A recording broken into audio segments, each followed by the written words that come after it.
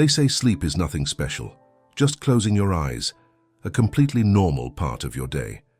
But if that's true, why do so many people still wake up tired in the morning? Why do you sometimes feel stressed in the morning, as if your brain had never stopped thinking? In fact, sleep isn't just about your body, it's also about your mind. And if your mind is busy and noisy, sleep won't help you. If you go to bed full of worries, regrets, or too many thoughts pulling you in different directions, you won't wake up feeling better. You'll feel more exhausted, but that doesn't have to be the case. Long ago, some of the wisest people, such as Marcus Aurelius, Seneca, and Epictetus, discovered how to find deep, powerful, and healing rest. Not through laziness or complacency, but through discipline, concentration, and calm. They understood that the way you fall asleep affects the way you wake up. The thoughts you choose at night determine who you will be the next morning. Tonight, something can change within you. The loud thoughts in your head can calm down. The heavy burden you've been carrying around can slowly lift. You'll feel lighter, clearer, and more in control than you have in a long time. And when morning comes, you won't just feel asleep, you'll feel internally solid and strong. This isn't just another recording to help you fall asleep. It's a way to organize your thoughts, clear your head, and start anew. Real change awaits you. Ready? Then let's get started. Before you close your eyes tonight, ask yourself this simple question. Did I use this day well, or was it a waste? How you end your day is more important than most people realize. The last thoughts you have before falling asleep don't just stay with you overnight. They shape you the next morning. If you fall asleep with regret, fear, or anger, these feelings will stay with you into the next day. They influence your mood and your decisions before the day even begins. However, if you fall asleep with clear thoughts, calm feelings, and focus, you'll wake up feeling refreshed and energized. The Stoic thinkers understood this deeply. They viewed the night not merely as a pause. They saw it as a significant part of life, a moment to clear one's mind, let go of unimportant things, and prepare for whatever the next sunrise might bring. Seneca, Epictetus, and Marcus Aurelius didn't waste their nights on worries or distractions. They trained their minds to consciously calm down. They let go of unnecessary burdens and built their inner strength before going to sleep. And if you want to wake up with the same calm and control, you have to learn how to do it too. So before you fall asleep tonight, your mind drifting into unhelpful worries, let's take a trip back to ancient times and learn how the Stoics prepared their minds before bed. This habit can help you sleep more deeply, concentrate better, and free yourself from nighttime thoughts. Most people mismanage sleep. They think their bodies just shut down, as if it happens automatically. They eat anything before bed. They let their minds wander in stress. They scroll on their phones late into the night, and then wonder why they wake up tired, annoyed, and drained. The Stoics saw things differently. They knew that the time before bed wasn't for being lazy and lost in thought. It was a struggle between calm and overwhelm, a struggle between a clear head and free thoughts, a struggle between inner strength and weakness and restlessness. Seneca often wrote about the importance of reflecting on the day before going to bed, not with guilt or shame, but with honesty and calm. He used the night as an opportunity to see clearly, to reconsider his decisions, and to come to terms with things beyond his control. He didn't let his thoughts wander into unnecessary things. He guided them. He asked himself what he was doing well, where his emotions were becoming too strong, and what mistakes he was making that he could correct. It wasn't about being hard on himself. It wasn't about overthinking. It was about staying in control. He wanted to organize his thoughts so he wouldn't be carrying around extra pounds the next day. Most people drag their failures, their stress, and their anger around like a heavy backpack when they go to bed. They hold on to regrets. They reminisce about unpleasant moments. They let their minds dwell on things they can't change. But the Stoics didn't allow that. They let go, not because they didn't care, but because they understood something very important. Mental clutter weakens you. What's the point of constantly dwelling on a mistake if you can't fix it? What good is regret if you don't do anything about it? What good is anger if it doesn't make you better? Every night before going to bed, they practiced letting go. They recognized their mistakes, learned from them, and put them behind them. They didn't allow negative thoughts to intrude on their sleep because they knew how powerful rest can be. And this is where most people go wrong.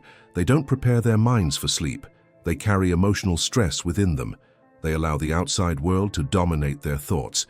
And in the end, they remain stuck in thoughts that only cause more pain. Just as the body needs to be washed before bed, the mind also needs cleansing. Marcus Aurelius took this thought even deeper. Before going to bed, he reminded himself that he might not wake up the next day, not to scare himself but to see more clearly. He asked himself, why waste his last minutes of the day being anxious? Why spend the end of the day engaging in silly distractions when this could be his last memory? He used this thought not to scare but to be grateful for the moment he was in. Most people act as if they'll live forever. They waste their nights thinking there's always another one. But the Stoics knew that tomorrow is never guaranteed. That's why they considered their last thoughts before bedtime something special. And when you start thinking that way, everything changes. Today's stupid argument? It suddenly doesn't matter anymore. The mistake you made, it already happened. Learn from it and move on. That thing you're worried about, it's either fixable or it isn't. Either way, it doesn't have to ruin your night. Ultimately, a calm and clear mind is worth more than any thought that doesn't help you. That's why Seneca said, sleep is like practicing for death. It's a moment of letting go, a time to accept things as they are. If you can't calm your mind before bed, how will you cope when life gets really tough? If you can't manage your emotions before bed, how will you stay strong when it matters most? The Stoics didn't see sleep as an escape from problems. They saw it as a kind of training, a nightly test to see if they could let go of the day, accept what had happened, and find inner peace. And that's exactly what you need to do. Before going to bed, don't fill your head with noise and nonsense. Engage in calm thoughts and clear thinking. Don't let stress dominate your night. Practice staying calm. Don't let bedtime become chaotic and wild. Make it a time to prepare yourself from within. Here's how. Set a limit. The last few minutes before bed shouldn't be filled with unnecessary clutter. No scrolling on your phone, no videos, no messages, no mindless chatter. The thoughts you end the day with set the tone for your rest. Protect this time. Clear your mind. If something is bothering you, write it down. If there's a problem you haven't solved yet, write it down. If a thought isn't leaving you alone, write it down and put it aside. Don't drag it into your sleep. Your mind isn't a box you can fill with every thought. Clean it up. Then think purposefully. Do as Seneca did. Ask yourself, what did I do well today? Where did I go wrong? What can I do better tomorrow? And once you've found the answer, let those thoughts go. Don't carry anything superfluous with you into the night. Choose your last thought of the day carefully. Don't let fear be your last thought. Don't let it be stress. Don't let it be regret either. Choose something powerful. Say a Stoic phrase or remind yourself of your own strength. Choose a single thought that will help you feel calm and grounded as you fall asleep. Because how you fall asleep influences how you wake up. This is how the Stoics prepared their minds for sleep. They didn't do it arbitrarily. They did it with self-control. They didn't let their thoughts run wild. They remained calm. They didn't fall asleep fearful. They went to sleep with clear thoughts. And if you learn to do the same, your mornings will be different too. You'll feel stronger, more peaceful, and better prepared for the day than almost anyone else. So, before you close your eyes tonight, ask yourself, did I help my mind prepare for sleep, or did I miss the opportunity? It's up to you. Every night as you lie in bed, something silent creeps in and robs you of your peace, your concentration, and your calm. It creeps unnoticed into your mind and fills your thoughts with worry. Your body feels tense even though your eyes are closed. This silent thief is time, or more precisely, your fear of time. You worry about what will happen tomorrow. You fret about the things you didn't get done today. You rehearse conversations over and over, feel bad about mistakes, and fear what might happen next. And then you wonder why you can't fall asleep. The Stoics understood something most people overlook. Time can confuse the mind when it controls us. but it can also help us if we learn to use it properly. They knew that if left unguided, the mind either goes back to dredge up things that are already past or leaps forward to invent problems that never arose. This habit of jumping around in time is the reason many people never rest, neither day nor night. The way your mind handles time influences your rest. If you're stuck in the past and filled with regret, sleep will be difficult. If you're afraid of the future, your body will remain tense and nervous even in bed. However, the Stoic view of time is clear. Let go of what's past, stop fearing what isn't yet here, and remain fully in the only moment that is real, right now. Most people act as if time was something they could own or control, but time doesn't belong to us. The past doesn't belong to us. We can't shape the future simply by thinking about it. Yet people spend their nights thinking about things that don't exist. They cling to guilt because they can't change things. They worry about things that might never happen, and in doing so, they ruin the only moment that truly belongs to them, the present. Seneca warned people against precisely this mistake. He wrote that people often say life is too short, but then waste most of their time worrying about things they can't control. He compared it to someone claiming to be hungry while throwing their food into the fire. Most people spend day and night trapped in time. They wish they had more time, but at the same time they waste the time they already have. This is a key reason why so many people have trouble sleeping. They can't rest when they're in bed. Their bodies may be in bed, but their minds are elsewhere, dwelling on old arguments, worrying about what might go wrong tomorrow, or saddened by missed opportunities. Those stuck in time can't sleep. Only those at peace with it can. The answer doesn't lie in guessing the future or controlling what happens next. The Stoics knew that the future is always a mystery. What will happen tomorrow? No one really knows. Will everything go smoothly? Maybe. Maybe not. Could something bad happen? It's possible. But no matter how much you worry, it won't change what will happen. Worrying only wastes the time you have now. Epictetus said you should never suffer before something happens. If something bad happens, deal with it as soon as it happens. If something good happens, enjoy it as soon as it happens. But causing yourself pain over things that aren't even real yet, that's like creating your own suffering. He said that people hurt themselves with false fears, building a sad and frightening life in their minds before anything actually goes wrong. When you lie in bed at night and let your thoughts run wild, you're adding fuel to a fire that didn't need to be started. You're causing yourself double suffering, once in your imagination and again when something actually happens. A wise person doesn't live like that. The wise man knows how to let go. He accepts that time passes, whether he likes it or not. Therefore, he invests his energy in what he can do now. Sleep is easier when the mind remains in the moment. If you want to rest deeply, you must teach your mind to stop going in circles.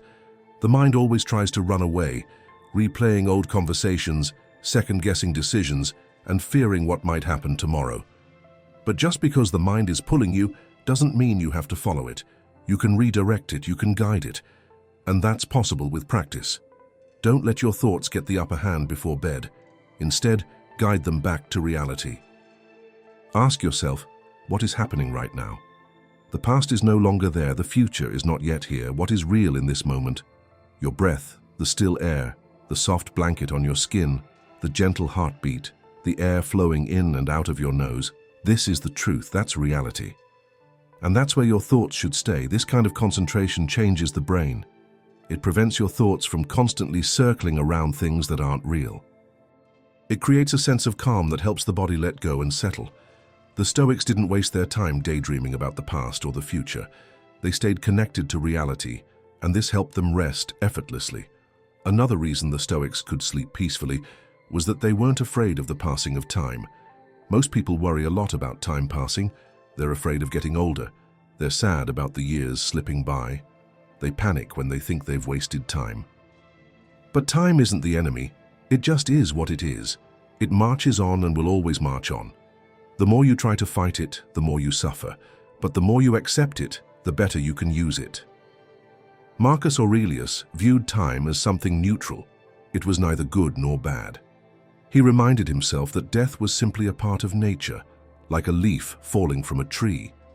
He didn't panic because he believed time wasn't something he could keep. You can't hold on to time. You can only live fully in the moment you're in, and when you do that, the fear fades. When life is pushing you forward at night, or you're fretting about how many things you haven't done yet, stop. You're wasting the moment you have now by being afraid of what hasn't even happened yet. Only when you're fully alive now can you use time meaningfully. Fear of time causes people to lose it, but those who no longer fear time begin to truly live. Giving up the obsession with time doesn't mean ceasing to care about it. The Stoics weren't reckless. They planned. They made wise decisions. They thought carefully about the future. But after doing everything they could, they let go. They didn't spend the night worrying about things they couldn't change. They understood that at some point, thinking must stop and action must begin. For anyone who can't sleep because of worries about the future, this is the answer. If something is within your control, make a plan, take a step, and then let go. If something is beyond your control, it doesn't help to dwell on it. Let it go. When your mind starts inventing horror stories, remember, they aren't real. The only thing that is real is this moment. That's why the Stoics could sleep well. They didn't waste their energy fighting against time. They welcomed it. They knew they couldn't cling to yesterday or anticipate tomorrow. They could only live in the here and now to the fullest, and in doing so, they broke the mental shackles that keep most people restless at night. As you lie down tonight, pay attention to where your thoughts go. Are they stuck in the past? Are they hurtling toward an uncertain future? If so, pause, bring it back, come back to reality. In this moment, the breath you're taking, the warmth of the bed, the silence around you. Your mind may resist at first, but in time, it will learn. It will slow down, it will settle, and so will you. Because the only way to truly master time is to stop fighting it and start living it. When you stop fighting life, life stops fighting back. Most people don't have trouble sleeping because their bodies are tired. They have trouble because their minds are exhausted from a battle they refuse to give up. A battle against things that have already happened. A fight against things that might not even happen. A fight against reality itself. But those who fight against what exists cannot win. Fear of what hasn't yet come brings no peace. Those who fight against fate never find rest. The Stoics understood this, and instead of resisting, they decided to embrace life. They chose to love their fate. They chose Dia Fati, and that is the lesson now. That is the... How do you end the struggle? How do you let go of regret, fear, and the urge to control things you cannot control? How do you fall asleep with a peace so strong that nothing from outside can shake it? The answer is, Dia Fati. Accept everything that happens, as it happens. There is no greater cause for suffering than not accepting life as it is. Most people don't suffer because of what actually happened to them. They suffer because they don't want to let go of what they wanted happen. They hoped for success, but it failed. They wanted love, but they lost it. They wanted to feel safe and secure, but life surprised them with change and chaos. And instead of accepting it, instead of seeing it as part of something bigger, they resist it. They fight it. They hurt themselves with thoughts about how things should have been. They stay up at night wishing they could change the past. The mind doesn't rest because it can't let go. It clings to old pain, repeats old mistakes, and loses itself in false dreams of fixing what's already happened. But the past cannot be changed, and worry prevents the future from listening to you. So what does a wise mind do? It accepts. With Dear Fatimians, accepting everything that's happened and saying, this is part of my story too. This pain, this mistake, this difficult moment, it's nothing wrong. It's something that's part of it. It's something that had to happen. Wise people don't turn away from difficult times just because they're painful. They don't view bad luck as something to be hated.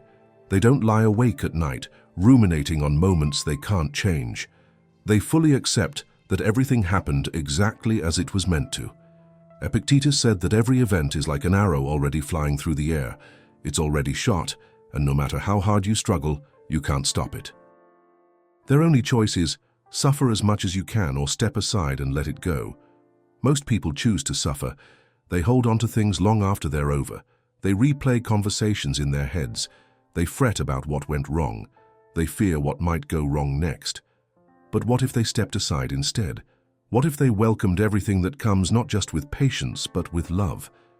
Seneca believed that true rest doesn't come from avoiding hard times. It comes from loving your life so much that even pain feels like a gift. He didn't wish things had turned out differently. He didn't lie in bed at night with pity or fear. He knew the only way to feel free was to love everything that happened, as if he had chosen it himself. A mind that fights against life will never find rest, but a mind that loves what comes, truly and fully, finds peace, no matter what. When your thoughts start to circle at night and you feel regret or fear, remember, you don't control fate. You can't decide how life unfolds. You never have. But you can decide whether to fight or accept it. You can decide whether to spend the night fighting or seeking peace. You have a choice whether to let go or hold on to something that never served you. Letting go doesn't mean giving up. It doesn't mean you don't care. It doesn't mean you're weak. It means you stop suffering over what happened. It means you stop believing life should have turned out differently. It means you stop torturing yourself over things you can't change. When the mind truly understands this and stops trying to change the past or control the future, sleep comes easily. No more clenched jaw, no more tossing and turning. Never again wake up as tired as the night before. Only rest, only deep, peaceful sleep. The kind of sleep only someone who's stopped fighting against life can find. Marcus Aurelius practiced this every night. He reminded himself that everything that happened during the day, good or bad, praise or blame, joy or pain, was already written in the book of destiny. He didn't have to keep thinking about it. He didn't have to hold on to it. He didn't let it rob him of his peace. His only task was to accept it, love it, and wake up, ready to face whatever came next. Most people try to control life as if it were something they can shape and influence, but the truth is, control doesn't exist. The only thing you can control is your reaction. The only choice you truly have is to fight it or embrace it. The weak try to hold back the waves. The wise become the ocean. If you want to sleep like a Stoic, if you want to wake up without the pain of yesterday, you must learn to love all parts of your life. Not just the good ones, but also the difficult ones. Not just the victories, but also the defeats. Not just the smiles, but also the tears. Everything is part of your story. Everything belongs. Everything matters. Before you close your eyes tonight, before you let your thoughts sink into regret, before your mind fills with useless resistance, ask yourself, what if I accepted all of this? What if I stopped fighting? What if I loved my life just the way it is? And when you truly answer this question, observe deep within yourself how your body relaxes. Observe how your tension eases. Observe how the heavy feeling dissolves as if it had never been there. And then, finally, let go. It's not enough to let go of regrets. It's not enough to accept fate. You can shed the weight of yesterday, embrace your life, and still make the same mistakes if you don't pause and reflect. If you don't carefully examine your decisions, your thoughts, and your actions, you'll keep doing the same things over and over again. Fate may not be in your hands, but how you act is entirely up to you.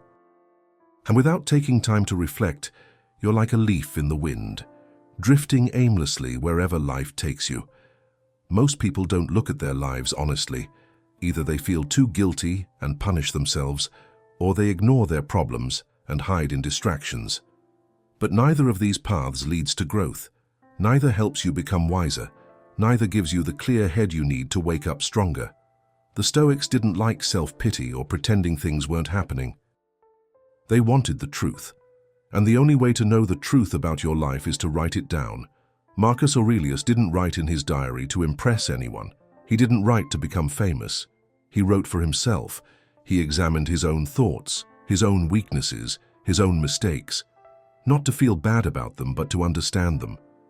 He didn't let his thoughts swirl around in his head.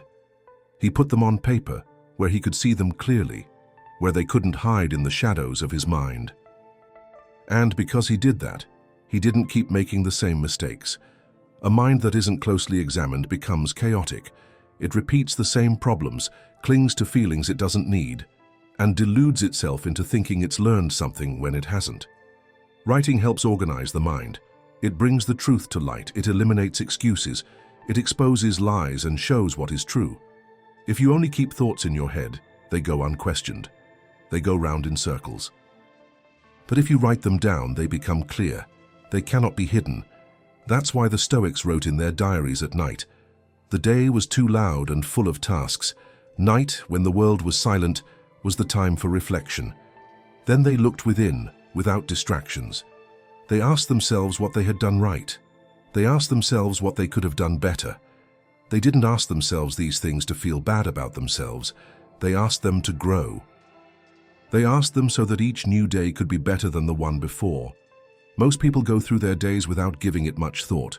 They make decisions, say things, do things, and then just carry on as if none of it matters. But what kind of life is it? Without thinking, without learning? How can someone grow if they never stop to ask themselves, where am I going? Journaling is not superfluous. It is essential. It sharpens the mind, helps you see things more clearly, and takes responsibility for your own actions. Without journaling, it is difficult to improve, and sometimes you make no progress at all. Seneca believed that every evening should end with a review. He believed it helped calm the mind before bed and ensured that you were not tormented by worries during your rest period. When you don't think about your day, it becomes a heavy burden in your mind. Your body feels tense even when you're trying to rest, but when you take the time to review your day and notice what went well and what didn't, your mind feels free. Writing down your thoughts isn't about being perfect. It's about being aware of them. It helps you see yourself clearly, without pretense, without pride, without excuses. It helps you notice small mistakes before they become big ones. It helps you break bad habits before they become ingrained. It keeps you from living your life on autopilot. You don't have to write much. You don't need fancy words. Journaling at night isn't about sounding clever. It's about being honest. It's about writing the truth before you forget it, before your opinion changes history, before excuses creep in. It's about saying what really happened, not what you wish it had. One true sentence is worth more than a whole page of pretense. A moment of honest thought is better than years of ignoring the truth. Those who never examine their lives cannot change them. Those who never examine their thoughts cannot improve them. If you don't see what is wrong, how can you change it? The mind must learn to deal with itself the same way we teach it to deal with the outside world. If you don't know your own nature, how can you control it? If you don't notice what you're always doing, how can you stop repeating it? If you never question your actions, how can you become wiser? The truth can be difficult to discern, but it's also very important. Writing helps you discover who you really are, not who you pretend to be. That's why many people avoid it. It's easier to hide from your mistakes than to face them. It's easier to pretend to change than to actually make an effort. But the Stoics didn't take the easy way out. They chose the path of mastery. And mastery begins with taking an honest look at yourself. Writing is a way to take control. It transforms confusing feelings into something visible. It turns fleeting thoughts into lessons. It turns unnoticed habits into decisions you can change.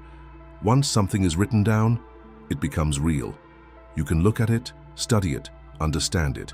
And once you understand it, you can change it. Every night, the Stoics sat silently and wrote about their day. They didn't do this to feel bad about their mistakes. They did it to grow. They didn't do it to punish themselves. They did it to improve. They didn't do it to stay stuck in the past. They did it to build a stronger future. Most people think journaling is useless. They believe life goes on whether you think about it or not. But they miss something important.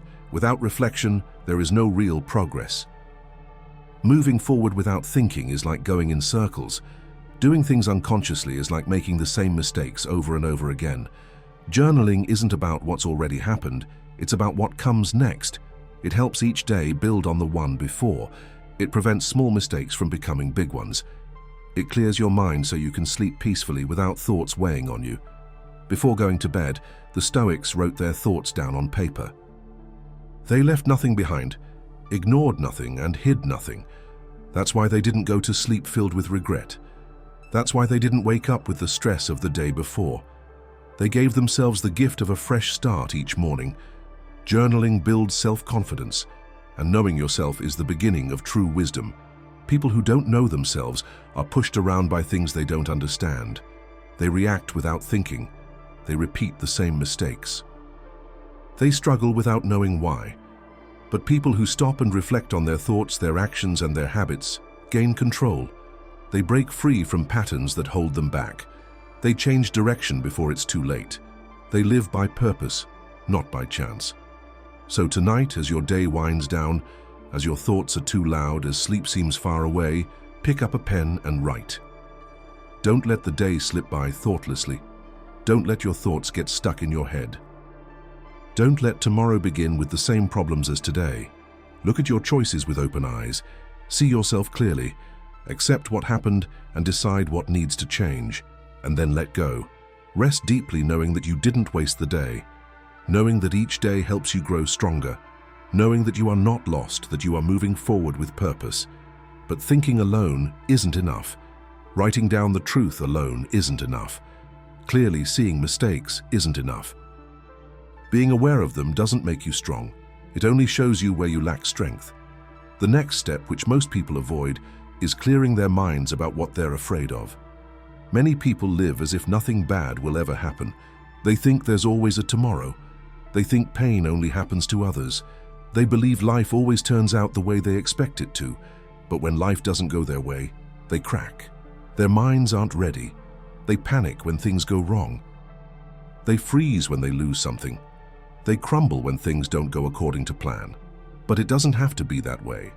The Stoics trained their minds to think ahead, not out of fear or negativity, but because a mind that has already imagined difficult times doesn't fear them as much. Negative visualization is a way to prepare for loss before it happens. It means thinking about difficult things, like pain, rejection, and even death, not as they are happening, but before they occur. People who avoid thinking about these things aren't strong. They simply hope bad things never happen. Strong people, on the other hand, prepare long in advance. A mind that has already accepted the worst won't be surprised when it happens. A heart that has already mentally said goodbye doesn't break as easily when something is taken away. Anyone who has ever imagined what it is like to fail will not collapse when it actually happens. The Stoics did not wait for pain or problems to appear. They sought them out first. At night, when all is quiet, when there are no distractions, when the mind begins to wander, most people lose themselves in useless thoughts. They think about things they would have liked to have done. They feel regret. They worry too much. They fear things that are not important. But the Stoics used this quiet time purposefully. They did not let their thoughts spiral out of control. They focused on what was essential. They trained their minds to look directly at what others tried to ignore. They forced themselves to face what frightened them most, and so they got rid of fear before life took anything away from them. Seneca often lay in bed thinking about losing everything. He imagined himself poor, being driven out of his home, and losing everything he owned. He imagined himself having nothing, no money, no comfort, no fame.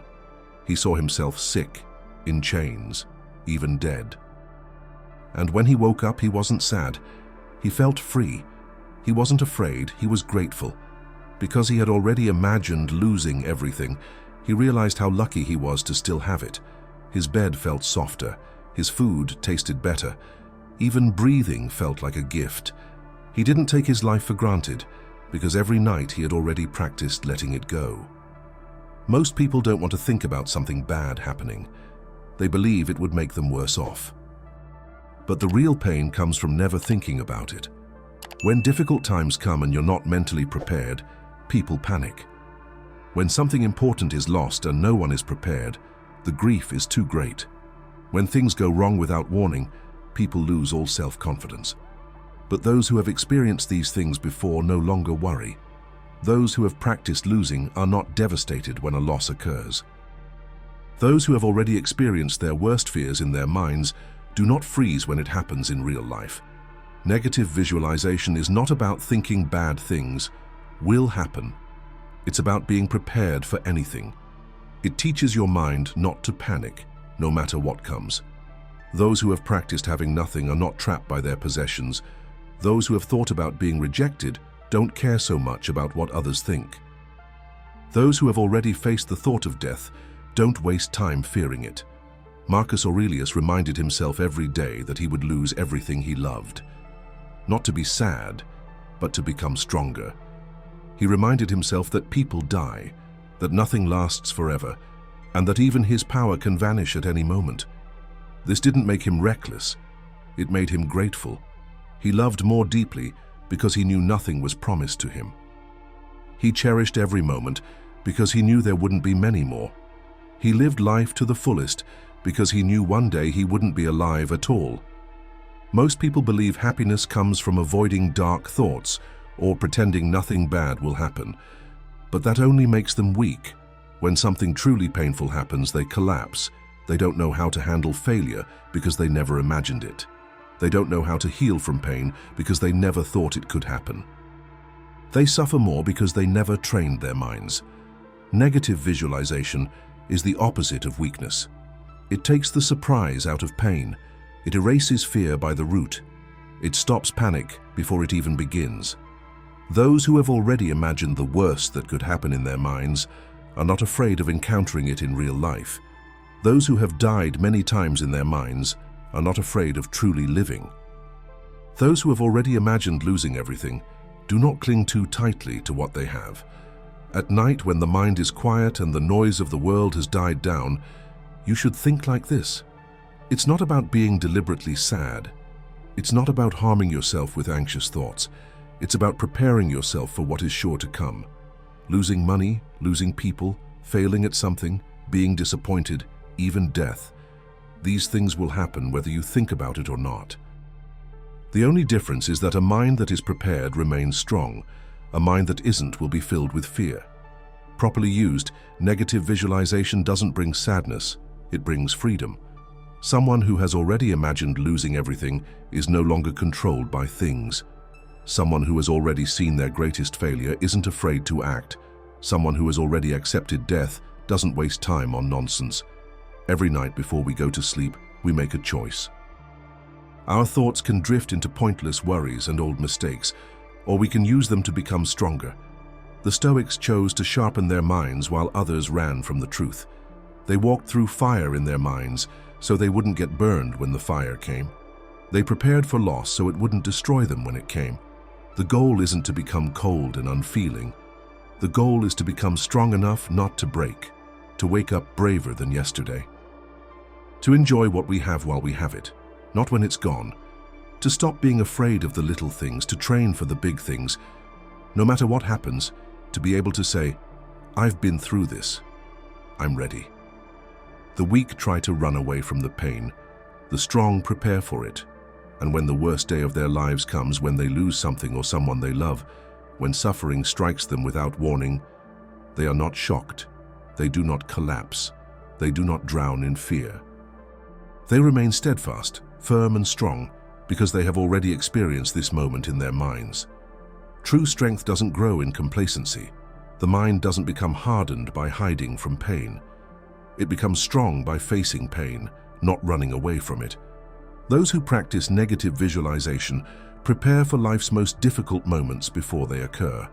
Yet there is a kind of battle that doesn't wait for a distant day. It is emerging now.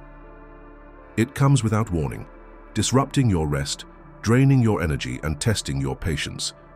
It is insomnia, not being able to sleep.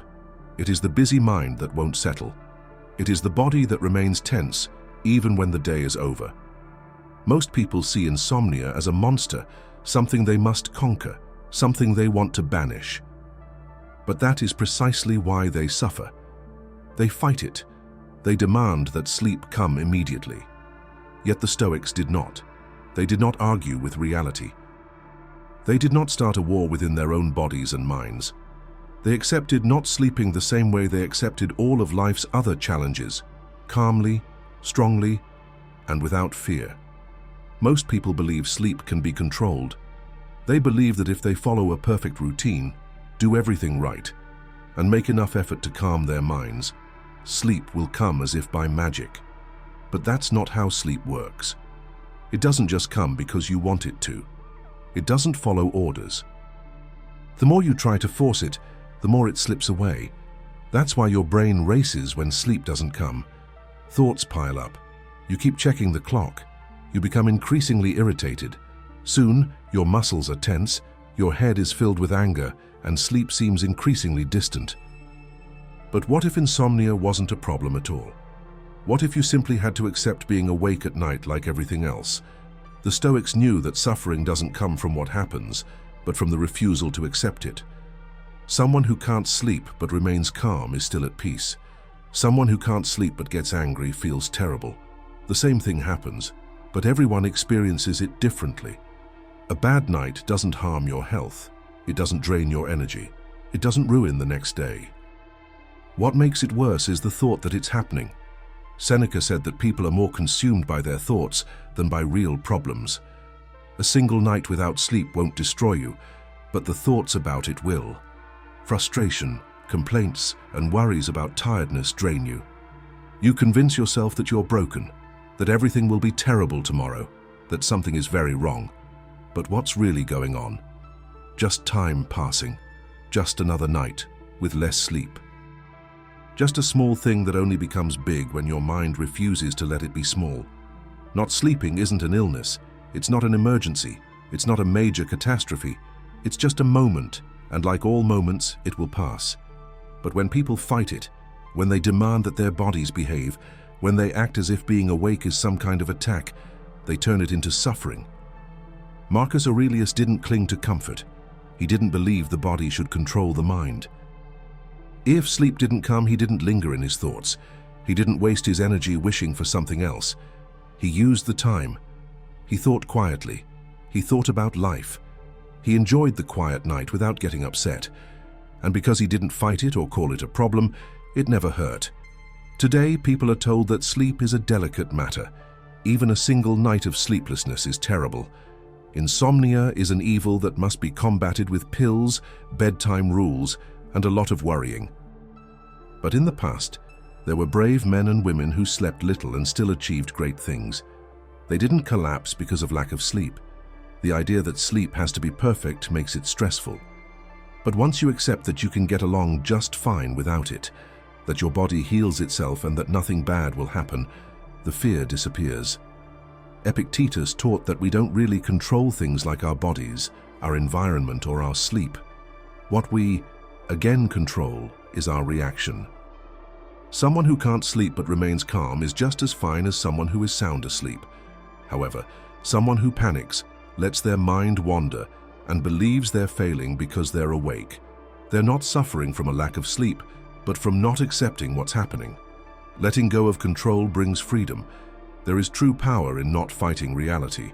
There is power in seeing wakefulness as a completely normal state, neither good nor bad, simply there. When sleep comes, allow it. If it doesn't, don't chase it. Stay calm. Notice things. Breathe slowly. A calm mind heals faster. Some of history's wisest and bravest people slept poorly. Roman generals plotted all night long. Philosophers used the dark hours to reflect. Writers and inventors stayed awake because their ideas were more important than sleep. They didn't consider staying awake a problem. They saw it as extra time, a chance to grow, a way to become stronger. Because they weren't afraid of it, because they didn't fight it, it had no power over them. The body knows how to rest. It doesn't need to panic. It doesn't need to count the hours or stress about what it's missing. The body rests when it needs it, and when it doesn't, the mind can remain calm. Others are supposed to take care of perfect conditions. Others are supposed to get upset when their body doesn't obey. The Stoic doesn't do that. The Stoic takes life as it comes and knows that frustration never helps.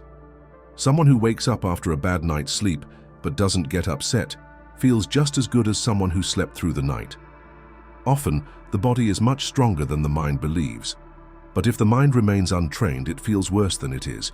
They suggest to people that tiredness is the end of the world, that something is broken. But in reality, it's just a night, just a brief moment. And like everything else, it too will pass. What matters is how you deal with it. What matters is the story you tell yourself. Those who stay calm, who don't constantly look at the clock, who don't count the lost hours, who don't tell themselves horror stories about how bad the day will be, they are free. Those who freak out, who get angry, who believe they have to sleep exactly when they want to, they are not trapped by insomnia. They are trapped in their own thinking. The wise man doesn't waste energy fighting against what cannot be changed. They don't insist that the world do what they want. You don't see wakefulness as a problem. You see it as a part of life. Some nights you sleep, some nights you don't. Some days you're full of energy, some days you're not. Nothing is promised, but nothing is ruined either. The secret isn't to take control, but to let go. If you can't sleep tonight, don't. Let your body do what it needs. Let your mind wander where it will. Don't fight. Don't resist. Don't make demands. Accept what happens with the same inner strength a Stoic displays in the face of pain, failure, or loss. Nothing is broken. Nothing scary. Nothing is wrong. And in this peaceful state of acceptance, sleep may come naturally, or not. Either way, you'll be fine. You can't control your sleep, but you can control your thoughts. And once you understand that, sleepless nights will no longer frighten you. You won't fight them. You won't suffer. You'll simply wait quietly and sleep will return when it's ready. And if you like the content, consider becoming a member of the channel. Not only will you support the channel, but you'll also receive exclusive content. Click the link in the description and become a member now. Back to content. True mastery begins not with demanding complete rest, but with preparing the mind so that rest comes easily. The body follows the mind. If the mind is chaotic, full of stress, resistance, and uncontrolled thoughts, sleep is light, weak, and interrupted. However, if the mind is calm, focused, and trained to be still, the body can let go and rest deeply, undisturbed. Therein lies the power of Stoic meditation. Most people spend their nights in a mental storm. Their thoughts pull them in different directions, regrets arise, worries creep in, the future seems frightening, and distractions flood their minds. They lie in bed hoping to sleep, while their minds race through problems that can't be solved in the dark. Then they wonder why they can't sleep. They don't understand that sleep doesn't begin when the eyes are closed. It begins much earlier. The moments before bedtime determine how deep and good the sleep will be. If these moments are filled with mental chaos, the sleep is weak. The Stoics knew that the mind must be ready before the body can rest. They didn't leave their rest to chance. They didn't let their thoughts wander before going to sleep. They acted consciously. They prepared their minds with the same care they applied to everything else. They practiced silence. They suppressed unnecessary noise. They directed their thoughts instead of allowing them to control them. As a result, they fell asleep with a clear mind, free from heavy worries, regrets, or fears. Stoic meditation isn't about emptying the mind. It's about controlling it. Most people think meditation means stopping all thoughts and forcing the mind to become empty. But the Stoics didn't seek to erase their thoughts. They sought to observe them closely. They questioned their thoughts and chose what to focus on. They didn't let their minds wander into pointless worry, didn't repeat their old mistakes, and didn't dwell on the unchangeable. They directed their minds toward clear thinking, thus paving the way for restful sleep. Marcus Aurelius did this every night. He honestly reflected on his day without self-judgment.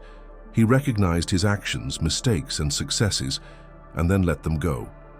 He didn't carry these thoughts with him into the night. He didn't leave unfinished ideas hanging around. He didn't fight what had already happened.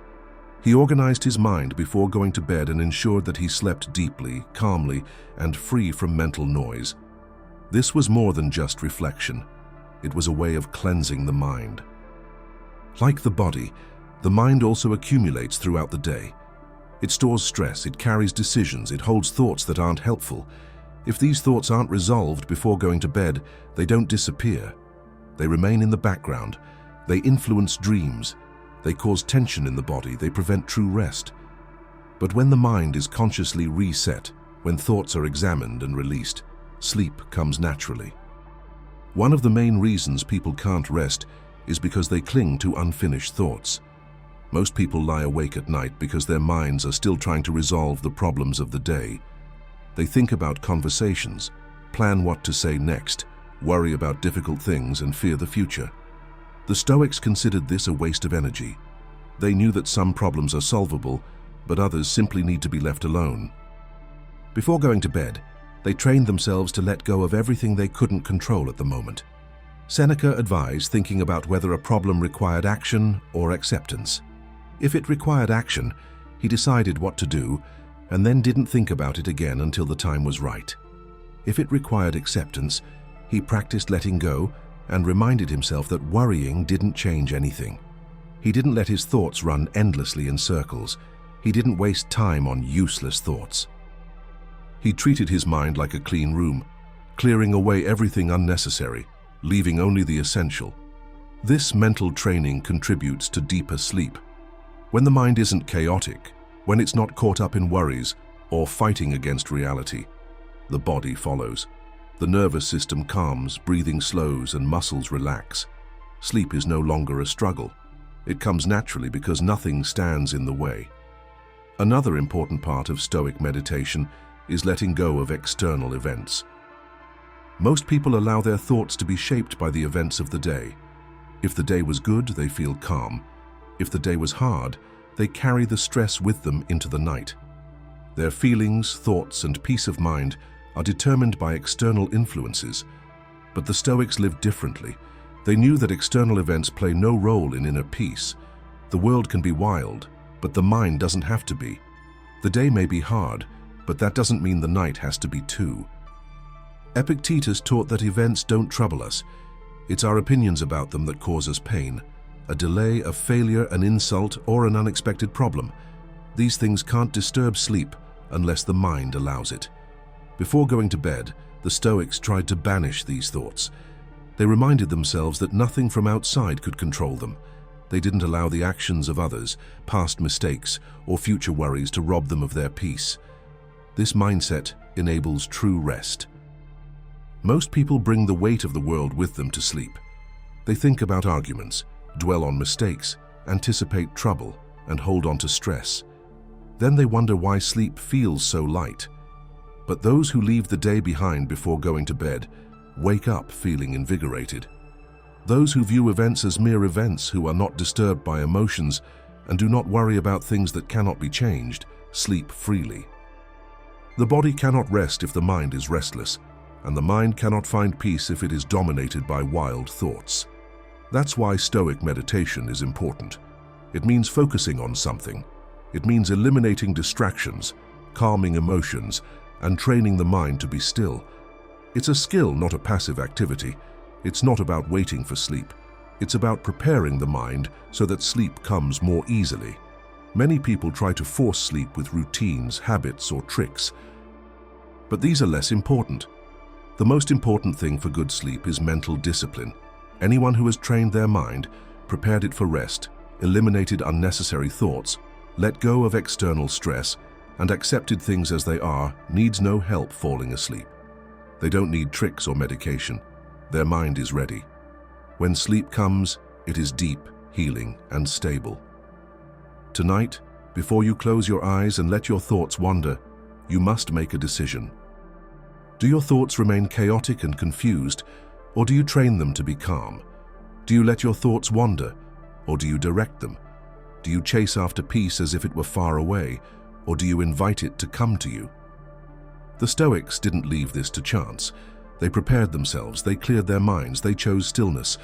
And that's why they not only slept better, they awoke invigorated. A controlled mind sleeps deeply. A body without ballast rests relaxed. Those who do not cling too tightly to comfort are not afraid of losing it. That's why the Stoics didn't just prepare their minds for sleep. They prepared themselves for life. And life, by its very nature, is full of hard times. People have trouble sleeping because they want too much comfort. The smallest problems frighten them. They expect the perfect bed, the perfect temperature, the perfect place. They believe rest comes only when everything is perfect. But the body is never that weak. The mind is never meant to depend on comfort. The more someone depends on luxuries, the weaker they become. The more they look for easy ways, the more they suffer when those easy ways disappear. The Stoics knew this and trained themselves for it. They weren't afraid of difficult things because they practiced dealing with them before they had to. They didn't wait for hard times to learn how to deal with them. They chose hard times on purpose, not as punishment or to experience pain, but to strengthen their will. They knew the body doesn't need comfort.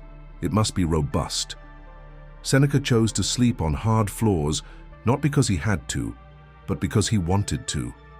He wanted to be ready for anything. He refused to be controlled by comfort. He refused to become weak by relying on softness, warmth, or luxury. He understood that comfort deceives you. It weakens the spirit, makes you fragile, and creates unnecessary fears. When people become too accustomed to comfort, they panic when it is taken away. They suffer more, not because life is truly unbearable, but because they've never practiced dealing with anything else. That's why the Stoics deliberately subjected themselves to hardship. It wasn't about giving things up, but about control. They didn't allow external things to determine how strong they were inside. If they could sleep well on a hard floor, they could sleep anywhere. If they could rest in uncomfortable situations, they could endure anything. If they could find peace without luxuries, they could remain strong, no matter what life demanded of them. Most people live in fear of losing their comfort. They depend on their soft beds, their perfect rooms, and their familiar daily routine. They need everything to be perfect before they can relax. But life doesn't care about their wishes. Hard times come, losses happen, things change. Those who have never learned how to deal with difficult situations suffer more than necessary. Those who have learned to let go of their need for comfort remain in control. Marcus Aurelius understood this very well. He constantly reminded himself that comfort is not the goal of life. Strength is. He didn't try to avoid difficult things. He didn't let luxury weaken him. He prepared his body and mind to face situations that others avoided. He trained himself to remain calm in every situation. He knew that as soon as someone needs comfort, they've already lost. That's why it's important to face a little discomfort every now and then. It shows you're not a slave to comfort. It proves your body can endure more than you think. It prepares you for the truly tough times life brings. Those who consciously choose toughness are prepared for real difficulties. Those who only seek comfort will collapse under pressure. The body is stronger than most people believe. It can adapt, survive, and function even under harsh conditions. But most never try. They wrap themselves in softness and then wonder why they feel weak. They chase luxury and then wonder why they panic when it's gone. The answer is clear. They've never trained for anything else. Epictetus, born a slave, understood better than anyone the dangers of clinging to comfort. He owned nothing, yet was free in a way most will never be. He realized that pain arises not from a lack of comfort, but from the belief that one needs comfort. He didn't depend on external comforts for his peace. He remained serene in the face of luxury, knowing that strength comes from within. Therefore, no situation, no difficult time, no loss could shake him. That's why the Stoics taught not to cling too tightly to comfort, not because comfort is bad, but because an excessive need for it makes us weak. They trained themselves to endure less so they could cope with anything in difficult times. Those who are comfortable in difficult times will always be stronger than those who are only comfortable in comfort. At night, when a soft bed is a must, when rest without perfect things seems impossible, it's time to practice, letting go of the need for comfort, remembering that the body doesn't need too much, but strength. Comfort only lasts a short time. It can be taken away at any time. But the strength to continue remains if you build it up. Sleeping on the floor isn't about suffering. It's about proving to yourself that you can do it. It's about showing that you're not controlled by comfort. It's about training your mind to remain stable, no matter where you are or what you encounter. Those who can rest under difficult conditions will never be slaves to luxury. Those who find peace in difficult times will never fear hard times. The weak panic when life takes their peace away. The strong persevere no matter what. This is the true power of letting go. The ability to live without being shaken by change. The ability to sleep well, whether on soft sheets or a cold floor. The ability to face any challenge, unaware that nothing outside can rob you of your peace. Seneca didn't sleep on the floor because he had to. He did it because he didn't want to be controlled by comfort. He trained himself so that no matter where he was or what he lost, he would never weaken. His peace didn't depend on where he was. It depended solely on his self-control. That's what separates the strong from most people. Most people are slaves to their comfort. They depend on convenience, warmth, and comfort. They convince themselves they need these things and therefore suffer when they lack them. The Stoics were truly free. They didn't need luxury to sleep well. They didn't wait for a perfect environment to find inner peace. They strengthened themselves before difficult times came. If your bed feels like the only place you can rest tonight, ask yourself why. If comfort is a must, question that feeling. If your mind resists the thought of discomfort, rise to the challenge. Every time you allow yourself a little discomfort, you come closer to true freedom. Every time your body learns it doesn't need luxury, it becomes stronger. Every time you let go a little, you master yourself. And when real difficulties arise, when life takes away your sense of security, when comfort disappears, those who have practiced will not suffer, will not fear, will not break, because they have already experienced discomfort before it was imposed on them. They have already proven they can handle anything. Strength comes from hardship, but peace comes from inner calm. Facing adversity makes a person tough, but the ability to control one's thoughts makes one steadfast. The body can learn to sleep anywhere and under any circumstances, but the quality of rest depends on how calm the mind is, and nothing shapes the mind more than the last thought before going to bed. Most people don't realize that their last thoughts before going to sleep determine how they feel when they wake up. They let their minds wander uncontrollably, filled with worries, regrets, distractions, and unfinished business. They carry the stress of the day with them, rehearse arguments, dwell on mistakes, and worry about what might happen, and then wonder why they wake up tired, resentful, and ready to feel bad again. They don't know that sleep doesn't erase thoughts, it records them. The last few moments before resting shape the mind that awakens in the morning. Those who go to sleep angry wake up grumpy. Those who sleep thinking about failure wake up uncertain. Those who let their thoughts wander wake up lost. But those who choose their last thoughts wisely wake up clear, calm, and full of confidence. The Stoics understood this very well. They didn't let their minds wander uncontrollably before going to bed. They didn't waste those last moments on small, unimportant things. They viewed them as something special, a chance to organize the mind, direct one's thoughts, and end the day meaningfully. Just as a builder doesn't leave his house shaky before he departs, a Stoic doesn't leave his mind in chaos before falling asleep. Marcus Aurelius made it a habit to reflect on the kind of person he would become before going to bed. He didn't judge himself too harshly, but he didn't lie to himself either. He asked himself whether he had lived according to his values, remained disciplined, kept his emotions in check despite external problems, and, most importantly, whether he had improved at all since the previous day. Thus, each night was not just the end of a day but a step towards self-mastery. Most people believe that rest comes if they close their eyes and wait. But the mind is not a machine that simply switches off. It continues to work, even when it is at rest. And if you don't give it direction, if you don't teach it where to go before bed, it will return to whatever worries remain. The thoughts ignored during the day don't go away. They transform into tension, restlessness, and discomfort. Seneca said that going to sleep with a restless mind is like sleeping in a messy, cluttered room. It feels heavy and oppressive and prevents true rest. He wrote that every night should be a time to bring things to an end, not just external tasks but those of the soul, a time to look back, let go, and reset, a time to choose the final thought that will be imprinted deeply on the mind.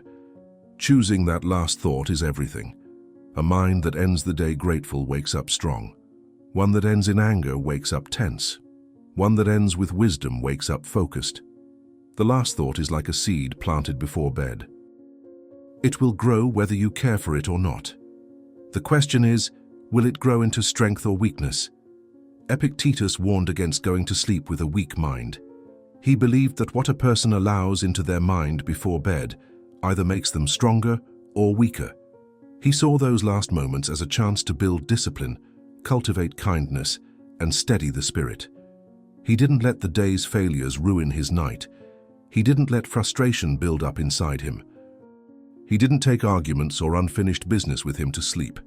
He sorted everything out within himself before closing his eyes. This exercise isn't about pretending everything is perfect or forcing happy thoughts. It's about choosing the best perspective before falling asleep. It's about deciding which thoughts to keep and which to let go of. It's about ensuring that the last impression before you pass out is one of strength, calm, and acceptance. Most people think that sleep is a reset button and that you start fresh in the morning. But the mind doesn't reset. It keeps working. The weight of emotions lingers until the next day. Frustrations that aren't faced remain beneath the surface. Worries that you dwell on at night slip into the background and affect how you go about your life. That's why it's so important to end the day with a purpose. If you choose your last thought well, you don't wake up stuck in yesterday. You wake up free, ready, and light. The most powerful last thought is one of acceptance and clear direction. Acceptance of all that has already happened without fighting it, without regret, without wishing it were different, and a direction for what comes next, not out of fear but out of clear understanding. These two together eliminate all additional suffering. Nothing remains to burden sleep, no tension, no heavy feelings, no restless thoughts. The weak leave their final thoughts to chance. They allow what is going through their minds to take over. They give in to bad feelings, distractions, or worries, and they wonder why they wake up shaky. The strong take the lead. They plan their final thoughts carefully. They leave nothing undone. They ensure that when they fall asleep, their minds are already set in the right direction.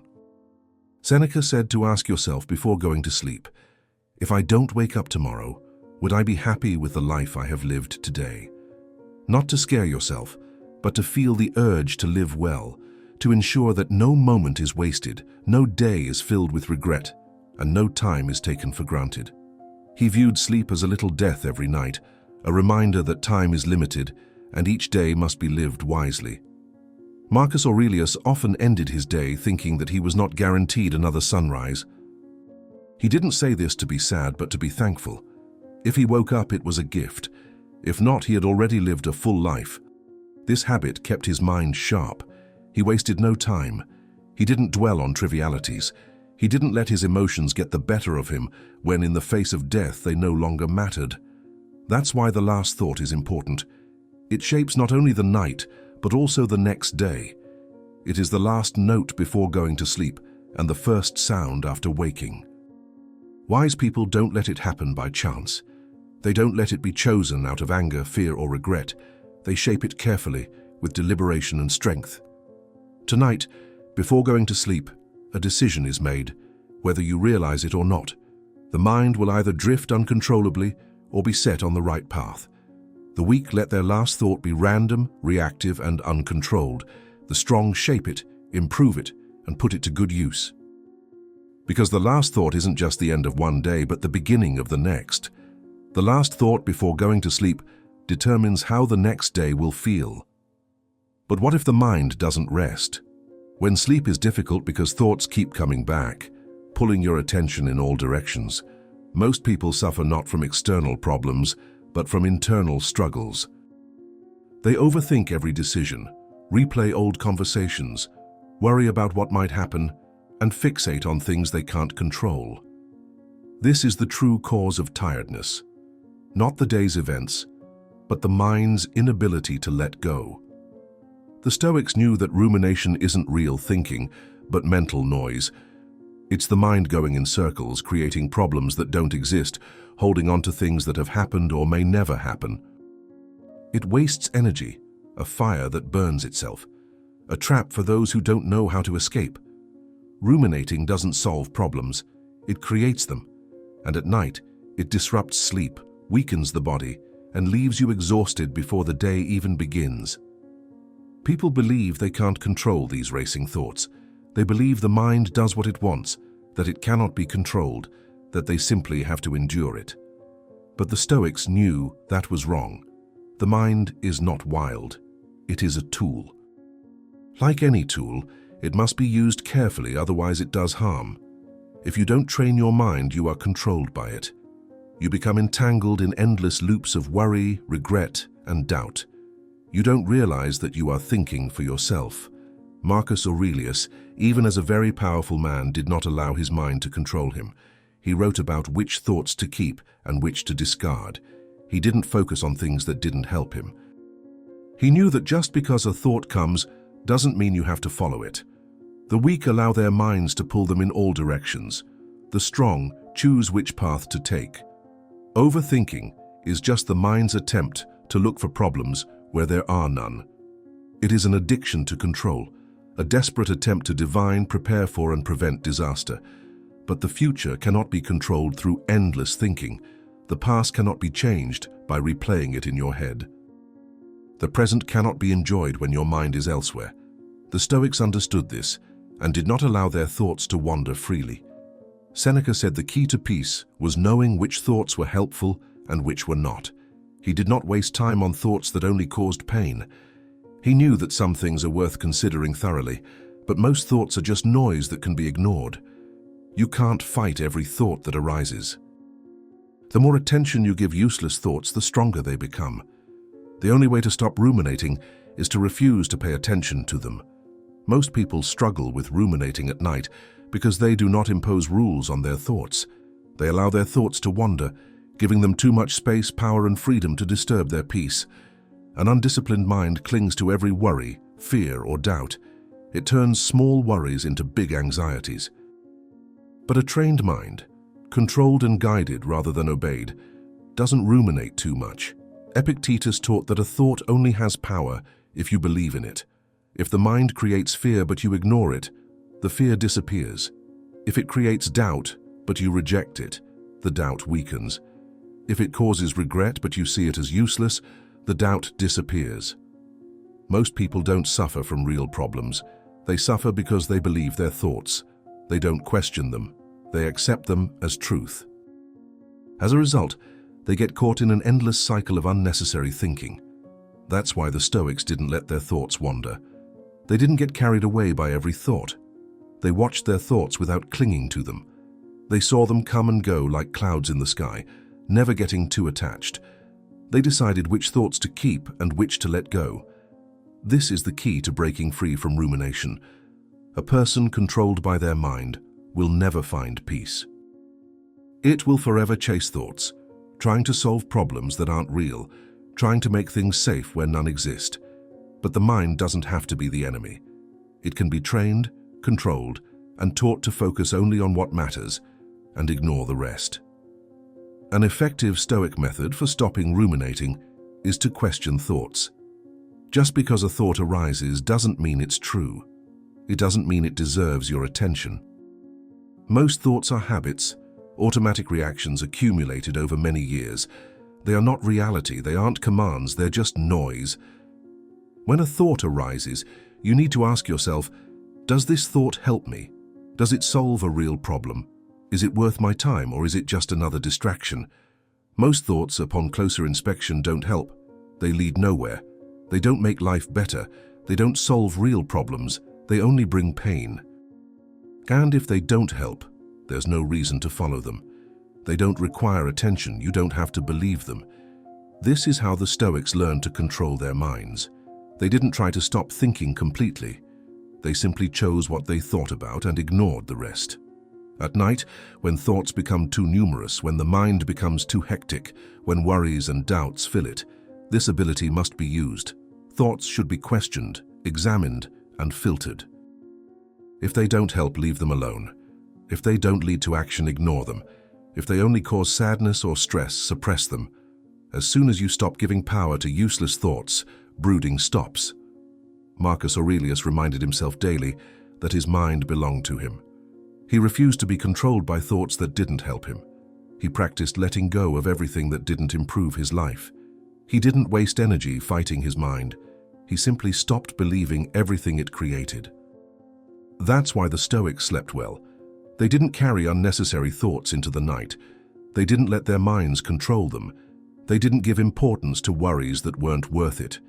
They knew that peace doesn't come from controlling every thought, but from choosing the thoughts you can control. Ruminating is a habit, not a necessity. It's a mode of the mind, not the true truth. And like any habit, it can be broken. Those who learn to question their thoughts, to refrain from unnecessary interference, and to guide their mind instead of being led by it, find peace. They sleep soundly. They wake up clear and ready. Tonight, as the mind begins its usual course, a decision must be made. Follow or let go, participate or ignore. Let the mind take over the night or control it. The Stoics made their choice. They chose calm over chaos and were thus free. The mind doesn't stop working when the body rests. It doesn't pause, doesn't recover, doesn't erase the day's thoughts, feelings, and experiences. It continues to work, sorting, organizing, and trying to understand everything it absorbed while awake. Those who train their minds to be disciplined during the day not only improve their waking state, they also shape their subconscious. They sleep more easily, dream more clearly, and wake up with a mind not entangled in confusion. But those who leave their thoughts disordered take the same chaos with them into sleep. Their minds aren't at rest, their dreams are interrupted, and they wake up just as tired as they lay down. The Stoics understood that sleep serves not only to rest the body, but also to rejuvenate the mind. How the mind is trained determines what happens while we are unconscious. Those who live their days with discipline, clarity, and reason will not suddenly descend into chaos while asleep. Their minds continue to function as before, consolidating what they practiced while awake. However, those who allow themselves to be controlled by emotions, who let their thoughts run wild, who react instead of thinking carefully, will find their subconscious as wild as their waking mind. Most people believe dreams are coincidence. They believe dreams have no meaning, are uncontrollable, and are merely a side effect of sleep. The Stoics, on the other hand, viewed the mind as malleable, and this shaping didn't end with the closing of the eyes. If thoughts can be controlled, feelings directed, and reactions measured during the day, there's no reason to assume that the subconscious can't be guided in the same way. If the mind is like a garden, then dreams are the wild plants that grow from the seeds planted within it. Those who fill their days with worries, distractions, and useless habits will see this chaos reflected in their dreams. Those who spend their days clearing their minds, discarding useless thoughts, and strengthening their reason will notice the same thing in their sleep. Marcus Aurelius often spoke in his writings about the connection between thoughts and the subconscious. He knew that what the mind focuses on during the day does not disappear at night. If you nourish your mind with good values, self-control, and wisdom, the subconscious will further strengthen these ideas. However, if you allow fear, impulses, and distractions to take over, your dreams will reflect the same loss of control. This is why many people wake up feeling like they've been fighting in their sleep, as if their mind was working against them instead of helping them rest. They don't realize that their daytime habits determine what their unconscious thoughts will be. Seneca believed that dreams reveal a person's true state of mind, not the version they show to others or the mask they wear, but the true, unadulterated result of their inner world. A mind in conflict produces troubled dreams. A peaceful mind produces lucid dreams even in sleep. He didn't believe that dreams possessed magic or could predict the future, but rather that they were a reflection of the subconscious. Uneasy dreams meant that something needed to be corrected in the waking state. Disturbed dreams meant that emotions weren't being processed properly. Scattered and incoherent dreams caused the mind to be unfocused, even while awake. But there's something important to understand. If you've been trying to step out of your comfort zone and learn more for a long time, but still haven't succeeded, there may be something you're unaware of. I know what it could be. Fear. Fear is like a snake that silently approaches and attacks you without you noticing. It makes you feel bad for days, months, and even years. Living like this is like being constantly sick, but I know a solution. Stoic philosophers and modern psychology have developed a method that can help you get rid of this fear. I myself have managed to cure myself of this fear. I created a video in which I explain how to get rid of this evil. It's in the first comment. Click on the link in the first comment and begin to heal yourself of this feeling of fear. Epictetus taught that someone who practices self-control during the day will not lose it at night. His dreams follow his life, calm, order, and purpose. The mind constantly processes what has been fed to it. If it was filled with distractions, pleasures, and sorrows, these would crowd out sleep. However, if given rest, reflection, and strength, these things will remain even in dreams. Most people don't think about what they take with them to sleep. They watch or read late at night, filling their minds with useless thoughts and wondering why their dreams are restless. They don't realize that sleep doesn't cleanse the mind of what is going on inside it. It reveals it. The body rests, but the mind doesn't erase what it carries within. It carries everything with it.